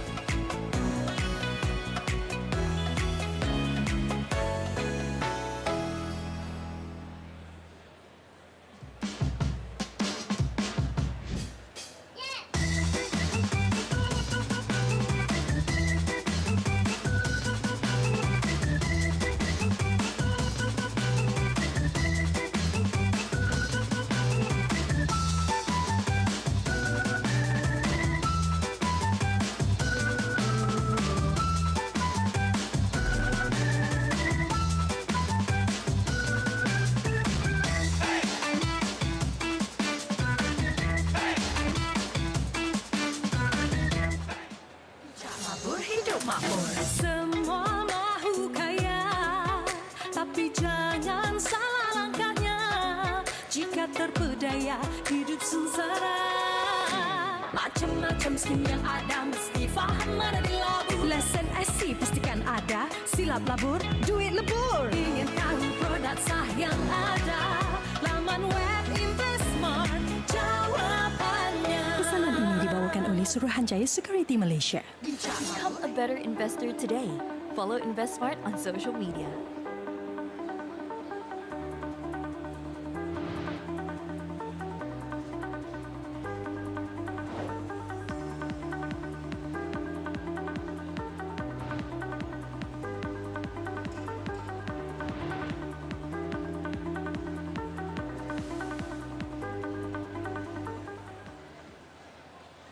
Become 吗？但请小心，市场上有许多非法投资计划。若有疑问，请联系我们以了解 TIPU 公式。什么是 TIPU 呢 ？T 不会亏钱 ，I 虚有其表 ，P 唯一良机 ，U 超高利润。请利用 TIPU 公式辨识非法投资计划。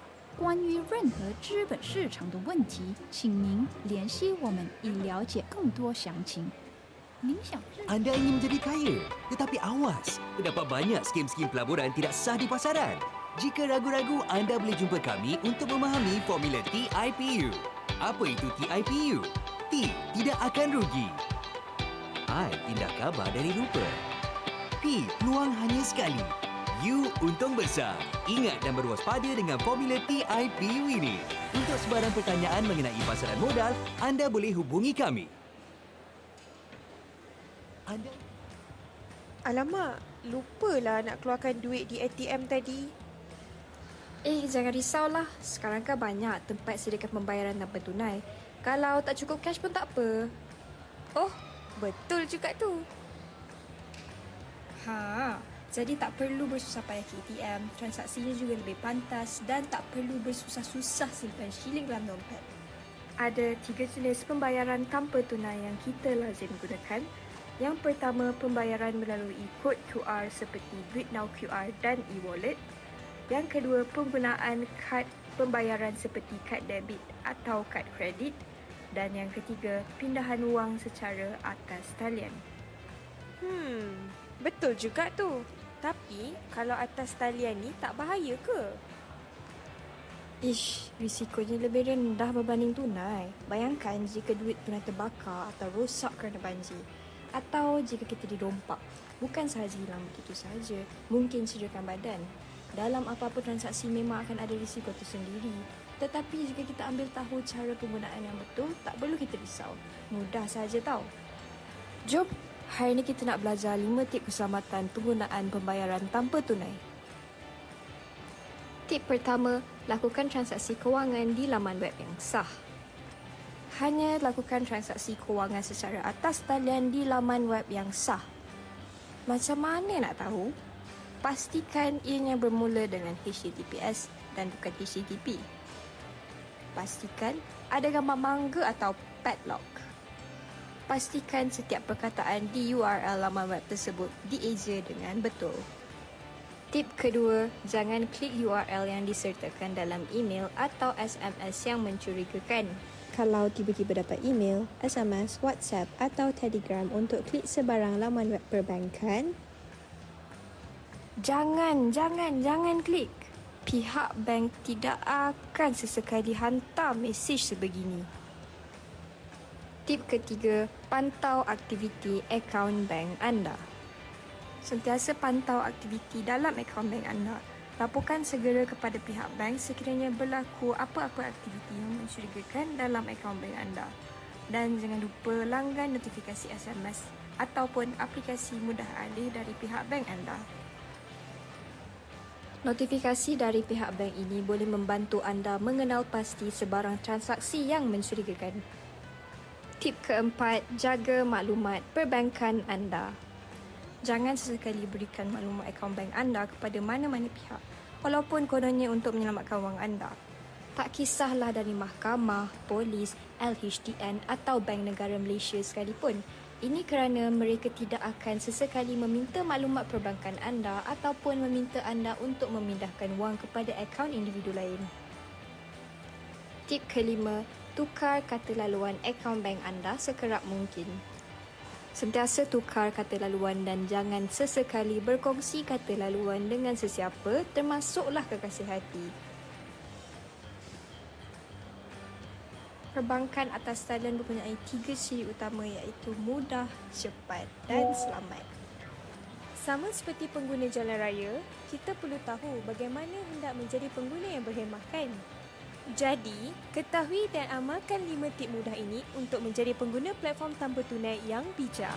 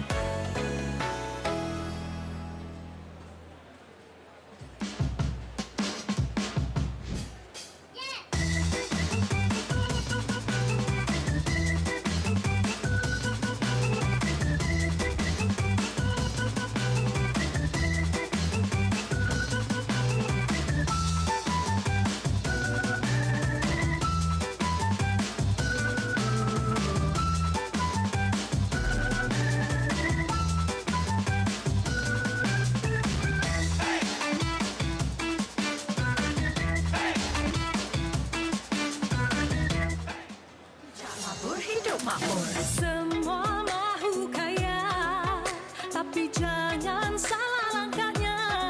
Jika terpedaya, hidup sengsara. Macam-macam skim yang ada, mesti faham mana dilabur. Lesen SC pastikan ada, silap labur, duit lebur. Ingin tahu produk sah yang ada, laman web Investmart jawapannya. Pesanan ini dibawakan oleh Suruhanjaya Security Malaysia. Become a better investor today. Follow InvestSmart on social media.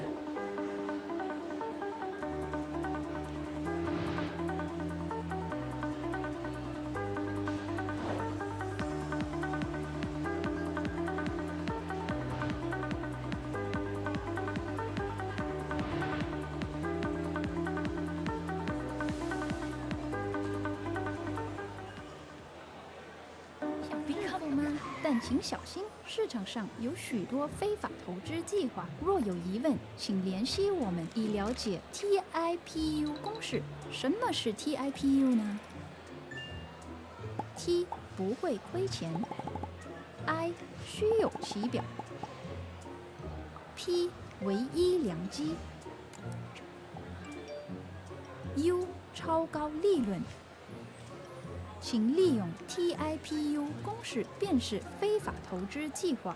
关于任何资本市场的问题，请您联系我们以了解更多详情。您想知 Anda ingin menjadi kaya, tetapi awas, terdapat banyak skim-skim pelaburan tidak sah di pasaran. Jika ragu-ragu, anda boleh jumpa kami untuk memahami formula TIPU. Apa itu TIPU? T, tidak akan rugi. I, indah khabar dari rupa. P, peluang hanya sekali. U, untung besar. Ingat dan berwaspada dengan formula TIPU ini. Untuk sebarang pertanyaan mengenai pasaran modal, anda boleh hubungi kami. Alamak, lupalah nak keluarkan duit di ATM tadi. Jangan risaulah. Sekarang kan banyak tempat sediakan pembayaran tanpa tunai. Kalau tak cukup cash pun tak apa. Oh, betul juga tu. Jadi tak perlu bersusah payah ke ATM, transaksinya juga lebih pantas dan tak perlu bersusah-susah simpan shilling dalam dompet. Ada 3 jenis pembayaran tanpa tunai yang kita lazim gunakan. Yang pertama, pembayaran melalui kod QR seperti Duit Now QR dan e-wallet. Yang kedua, penggunaan kad pembayaran seperti kad debit atau kad kredit. Dan yang ketiga, pindahan wang secara atas talian. Betul juga tu. Tapi, kalau atas talian ni tak bahaya ke? Risikonya lebih rendah berbanding tunai. Bayangkan jika duit tunai terbakar atau rosak kerana banjir. Atau jika kita didompak. Bukan sahaja hilang begitu sahaja, mungkin cederakan badan. Dalam apa-apa transaksi memang akan ada risiko tersendiri. Tetapi jika kita ambil tahu cara penggunaan yang betul, tak perlu kita risau. Mudah sahaja tau. Jom, hari ini kita nak belajar 5 tip keselamatan penggunaan pembayaran tanpa tunai. Tip pertama, lakukan transaksi kewangan di laman web yang sah. Hanya lakukan transaksi kewangan secara atas talian di laman web yang sah. Macam mana nak tahu? Pastikan ianya bermula dengan HTTPS dan bukan HTTP. Pastikan ada gambar mangga atau padlock. Pastikan setiap perkataan di URL laman web tersebut dieja dengan betul. Tip kedua, jangan klik URL yang disertakan dalam email atau SMS yang mencurigakan. Kalau tiba-tiba dapat email, SMS, WhatsApp atau Telegram untuk klik sebarang laman web perbankan, jangan klik. Pihak bank tidak akan sesekali hantar mesej sebegini. Tip ketiga, pantau aktiviti akaun bank anda. Sentiasa pantau aktiviti dalam akaun bank anda. Laporkan segera kepada pihak bank sekiranya berlaku apa-apa aktiviti yang mencurigakan dalam akaun bank anda. Dan jangan lupa langgan notifikasi SMS ataupun aplikasi mudah alih dari pihak bank anda.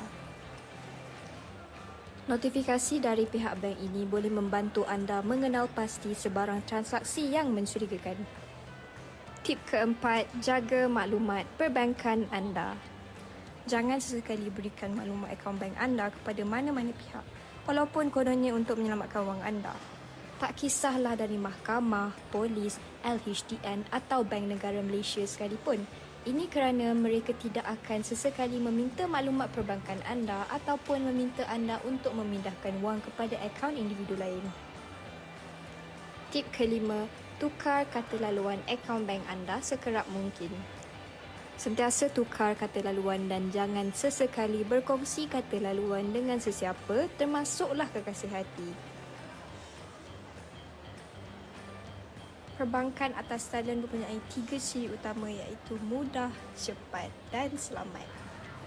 Sama seperti pengguna jalan raya, kita perlu tahu bagaimana hendak menjadi pengguna yang berhemah kan?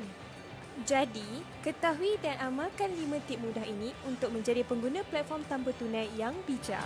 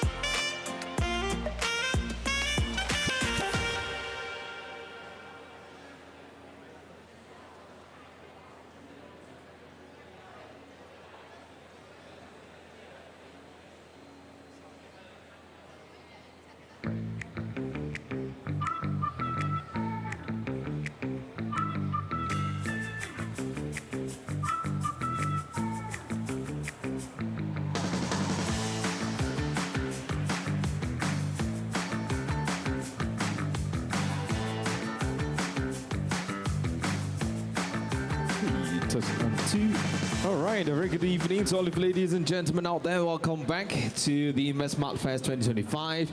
And of course, it is almost 7:30 p.m., ready for our next session. And of course, we have on stage is the presentation by Unbound, all right?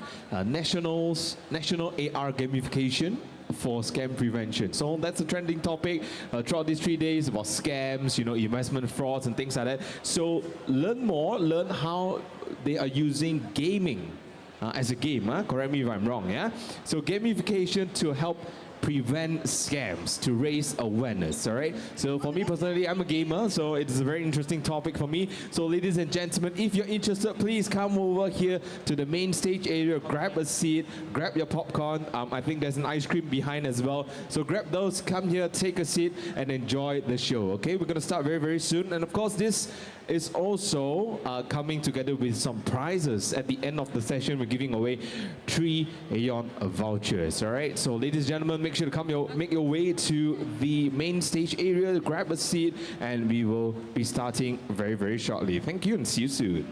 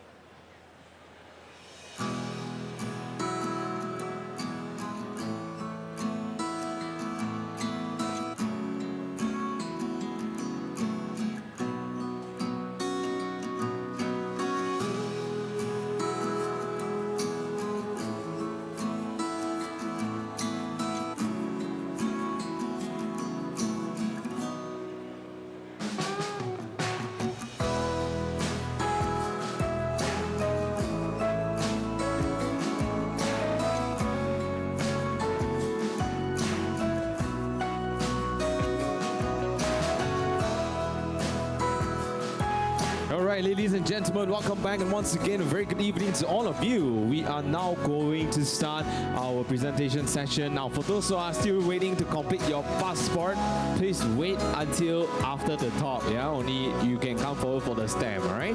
So, ladies and gentlemen, so if you ask me, what are we going to talk about this time on day 2? I think this is the last session before we go for the lucky draw. It is about AR gamification. And for that to happen, I have some amazing people from Unbound Malaysia, Ryan and Natalie, all right? They will be giving you a presentation on how AR gamification will prevent scams. Ladies and gentlemen, can we please give a round of applause for Ryan and Natalie?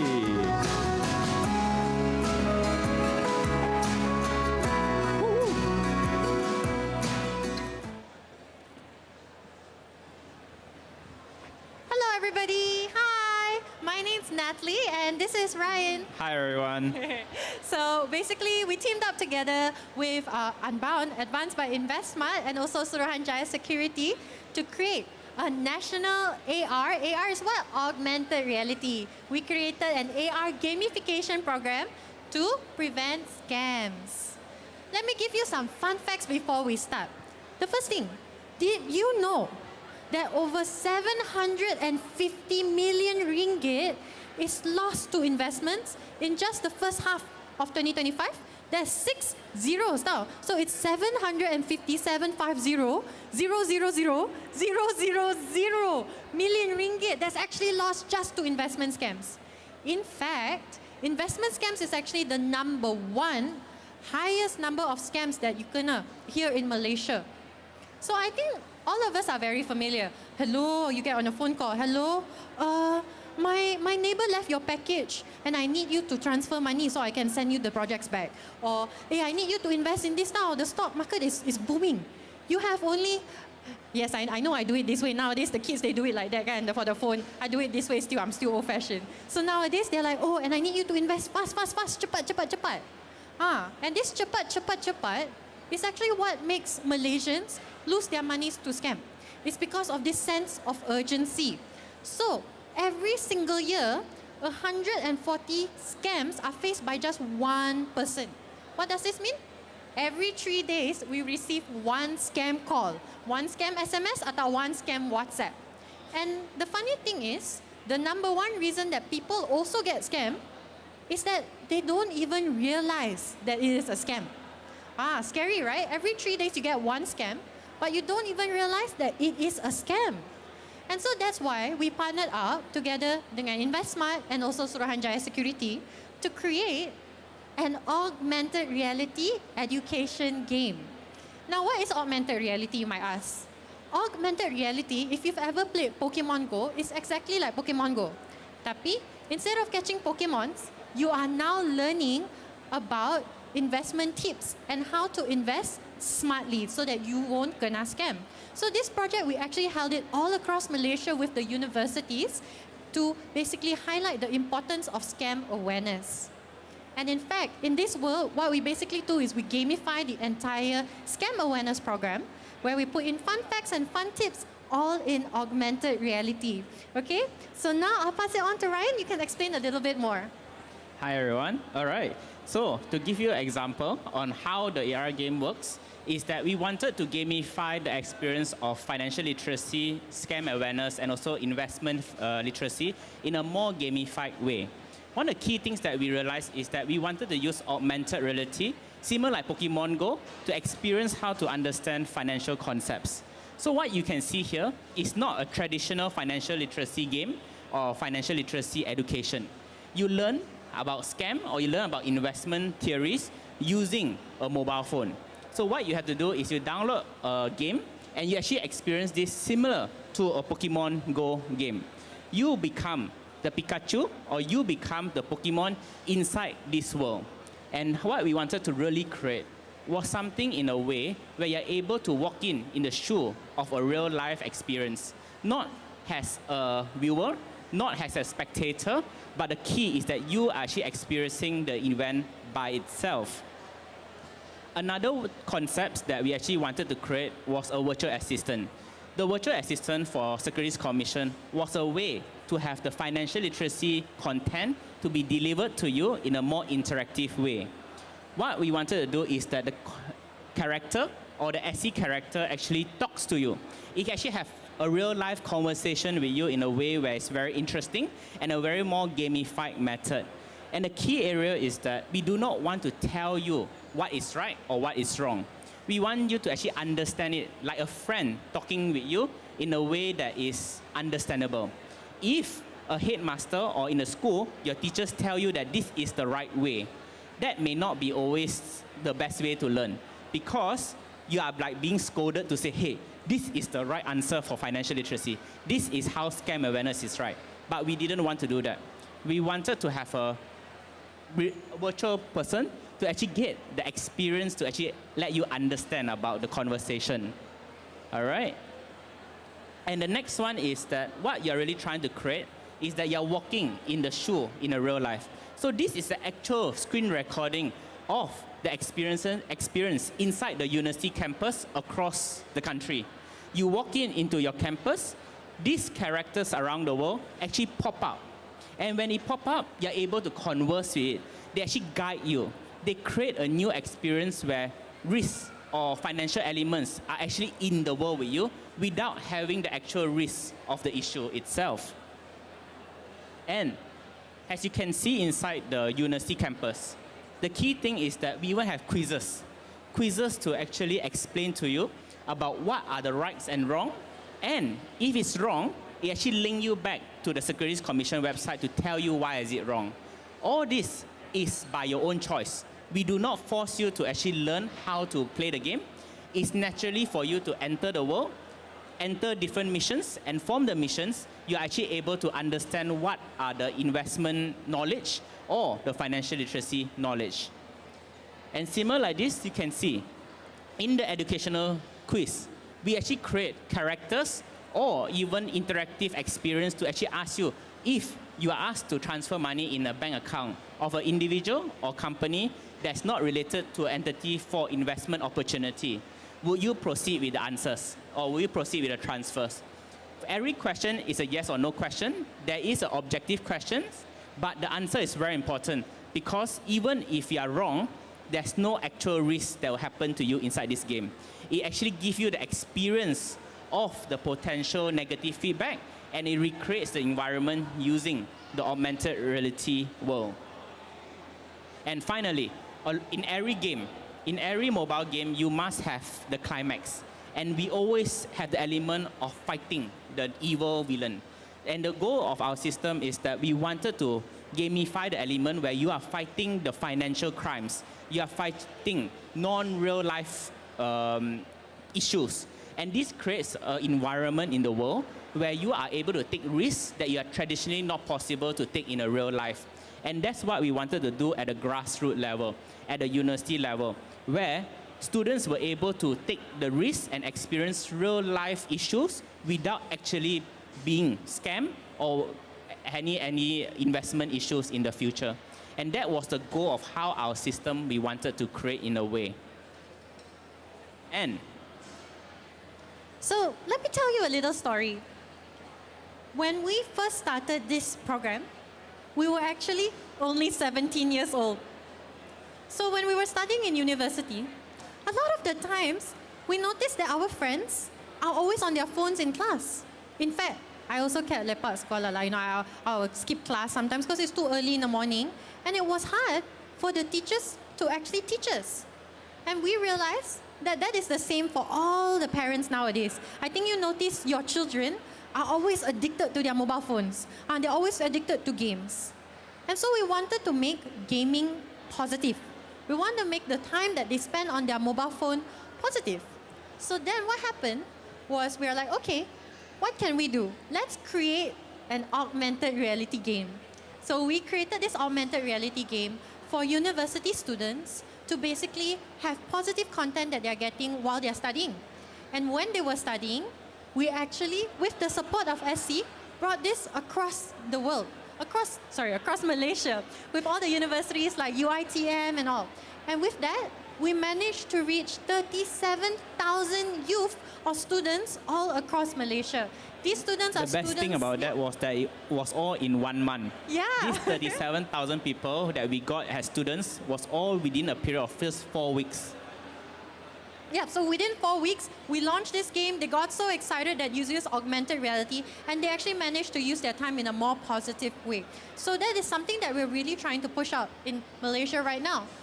And in fact, because of this project, we have actually been recognized all across the world in international news. So this project, Unbound with InvestSmart and also Suruhanjaya Security, has been put in Yahoo Finance, in 2 News, in the Malaysian Reserve, all focused on financial literacy, networks, events and activities that actually push out proper literacy in digital literacy and also financial literacy, and more importantly, scam awareness. So we're very proud to be able to stand here today to share this information with everybody. And I think now, can we move on to the fun part, MC? Yeah? All right. So what happened was when we were preparing these slides, they told us, okay, Malaysians, what do we like the most? We like free gifts. So we got 20 ringgit Aeon vouchers for anyone who wants to become a participant in our game. So these are the same questions that we have put out inside our games for the students to learn. And the first question, what is the first thing you should do when you realize you have been scammed? Okay, so raise your hand. MC is going to pick. Come on. All right, maybe the gentleman behind. Yeah, you. Yes, in the brown color, right? Yeah. Sorry? B. Is B correct? B. Stop all contact with scammer. All right, is that the correct answer? Yes, you're right. All right, please do come here to claim your prize, yeah? So Congrats. funny thing, when I first read this question, I thought the correct answer was C. report to SC, because SC gave me this question. But actually, when you get scammed, the first thing that you should do, stop all contact. Do you know why? Because all scams happen, 33% of all scams happen within the first 24 hours. Within the first 24 hours, you get hooked and you get scammed. So what you should do first is stop the contact. Not report it dulu, stop. Okay? All right, going for the next one? Sure, let's go for a second question. I think we announce the question first and then I'll pick someone. Yes, that's really awesome. Right. And then I'll also go through the answers. So, Okay. the next one. Okay, financial literacy question.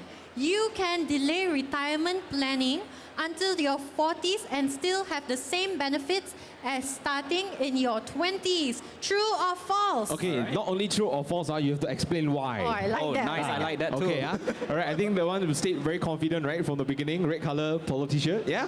All right. Yeah. Come up to stage. Oh, come MC on will stage. give you a little mic. Let's go on. The answer is false, because if you start saving early, you got compounding effect, then you gain even more. You are That's my take. so right. I love the word compounding effect. That is something that you will learn a lot in financial literacy.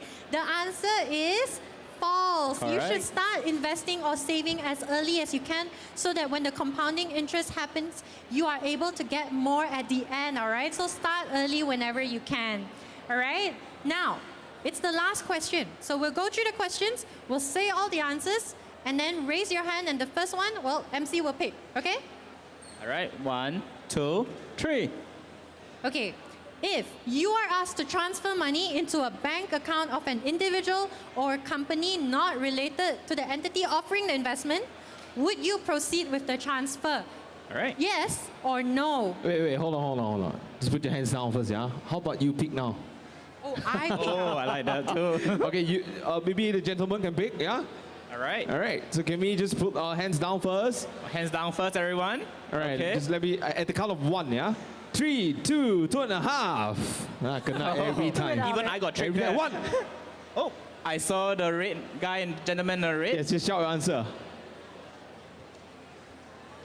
No, that is correct. All right. Yes, you should never transfer money to people's bank accounts that you do not know. So make sure that you know what bank account you transfer to. Check the name so that you won't gonna scam. All right, do come and get your gifts. Gentlemen, sir, you are right. Please come to me to claim your prize, yeah? Okay, please continue. Okay, so yeah. congratulations to all our lucky winners. Yeah. And we will be done for today. I think that was a little showcase on Unbound's augmented reality. Awesome. Any closing remarks you want to?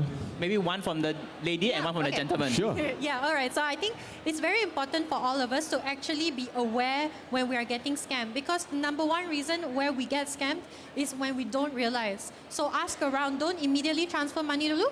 Ask your friends, ask your family, so that you can double check and confirm. Because at the end of the day, the time is of an essence. Take your time. There is no rush in the world. Take your time and double check. All right, awesome. Thank you, Natalie. Now, Ryan? I think for me is that the key thing about financial literacy is to get hands-on experience. I know it's very hard because it's a very risky world at this current moment, but the goal is to start educating your children, your parents, your elderly, and everyone. Because everyone needs to have the same level of education for financial literacy to ensure that it's a safe environment. All right. I think that's about from us. All right, awesome. Ladies and gentlemen, can we give them a round of applause for that amazing Thank you. sharing? Thank you so both so much. Right. So, ladies and gentlemen, I hope you've learned a thing or two about the AR gamification, how to prevent scams, because it's been a crazy year. There has been a lot of this, scamming news around the social media and the newspaper, yeah? So make sure to learn more. And of course, I would like to congratulate all of you for making your way here, because just by being here, I think a lot of you are exposed to more investment terminologies, products, and about scam awareness, all right? So ladies and gentlemen, I think all of you are waiting for this final, last, great highlight moment, which is our lucky draw, yeah? So it will be happening at 8 p.m. So make sure to submit all your tickets, and I will see you at 8 p.m. Stay tuned.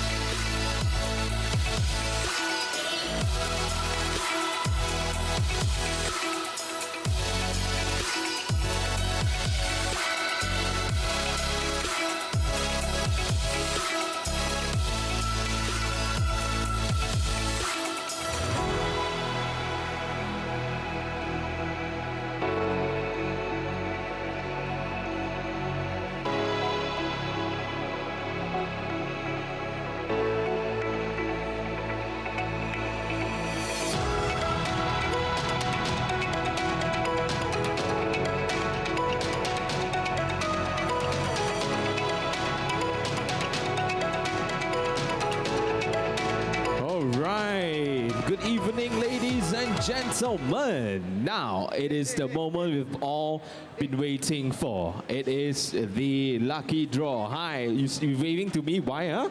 Waving to our boy, is it? Right, so this is our boy in CT. And of course, ladies and gentlemen, my mom always told me the louder you shout during lucky draw, the luckier you are. Okay, are you guys ready? I only hear from this side. This side probably won't win anything. Are you guys ready? All right, also just to give you some context, we gave away a 55-inch 4K Samsung TV this morning. Okay, and of course, Mr. Jauha from SC Malaysia joined us as well to draw the lucky winners. All right, Mr. Jauha, please, the first one. So we have a total of 5 prizes. Let's take a look at the first prize first. All right, the 5th prize we have is a Philips 3000 series hair dryer. Okay, so I am going to announce the number. You have to bring this stock for me, If not, I won't give it to you, okay? So please prepare. Assume you're gonna win, okay? And the first lucky winner is 0487. Anybody? 0487. I will shout for your number 3 times. If you're not here, I'm gonna redraw, okay? The name is Mao Sin Sin. I think it's a she, right? Number 0487. Anybody here with that number? 0487, calling once. 0487, calling twice. I see some movement over there. Oh, it's a no. Very early already, no. 0487, calling 3 times. Final time, are you here? No, okay. Ms. Yao, please draw a second name. All right, awesome. So for the first time ever, I have picked a number that starts with 1. So that probably eliminates a lot of you, 1, 3, 8, 6. 1386, and the name is Elise Natasha. Elise Natasha 1386. There, we have someone there. Where? All right, congratulations. Woo! Winner of the hair dryer. Congratulations. Come take a picture.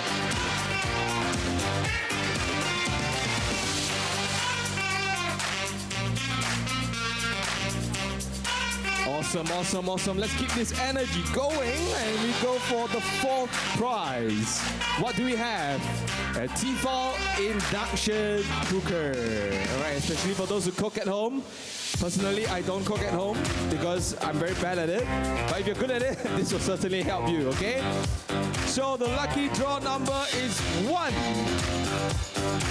4, 0, 3. I heard 140 lah, You have a winner? All right, come. Let me double check. 1403, correct. All right. Congratulations, Mr. Lim.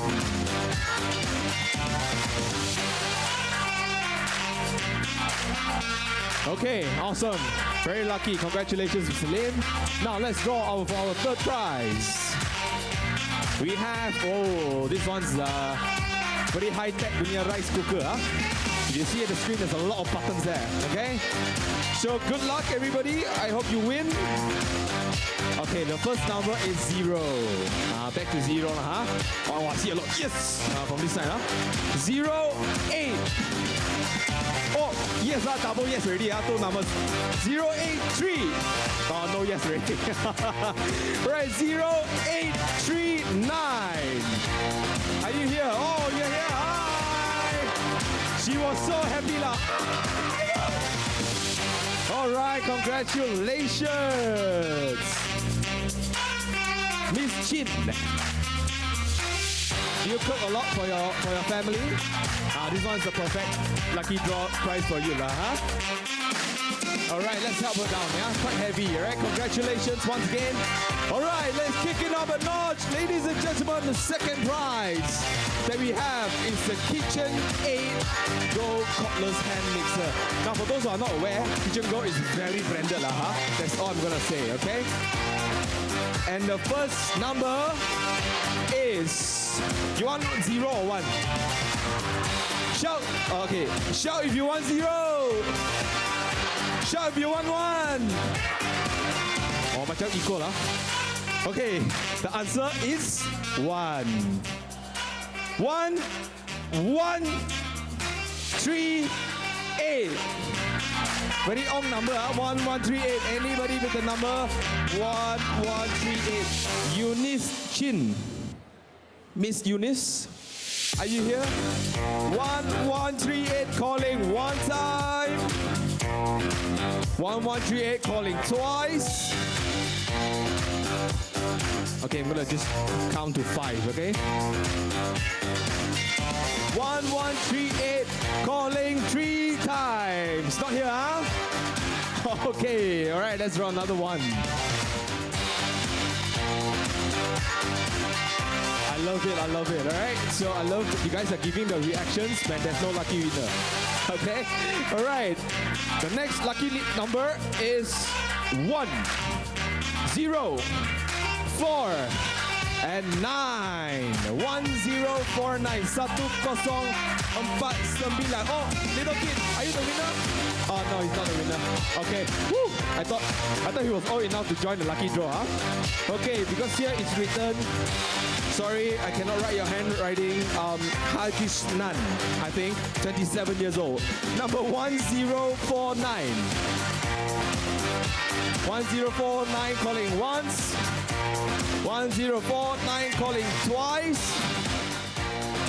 1049. No? No, okay, just bringing coffee. Okay, no, okay, let's redraw, yeah? Redraw, huh? Very hard to find this lucky winner. Okay, I'm going to speed it up. Also number 1, 1, 2, 7, 3. Oh, really? All right. Congratulations. Finally, we have a winner. Miss Sahida, congratulations. Yep. That is correct. 1, 2, 7, 3. Let's take a picture.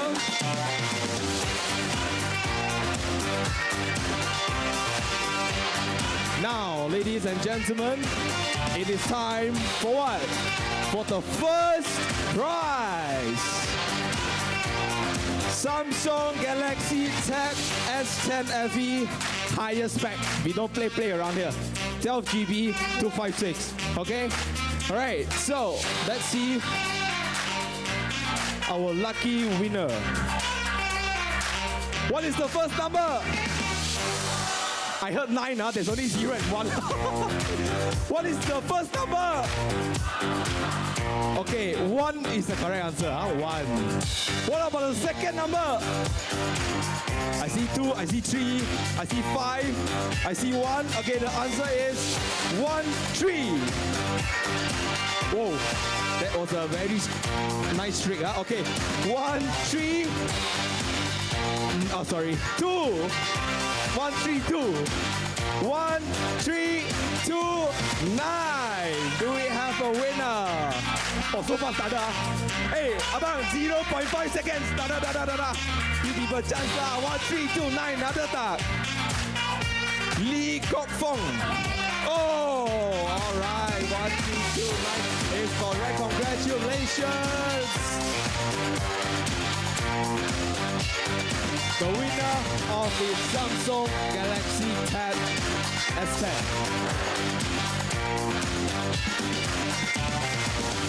All right, thank you so much, Mr. Jawahar. Thank you so much for joining us. Thank you to Abai. Thank you to Siti. Thank you everybody here. There will be 2 more chance tomorrow. And the prizes will be even greater. That's all I can say, okay? So if you have the time, make sure to come and visit us. All of this is brought to you by Event Smart Fest 2025, brought to you by Securities Commission Malaysia, and I wish you all the best. Good night, good evening, and I'll see you tomorrow. Thank you.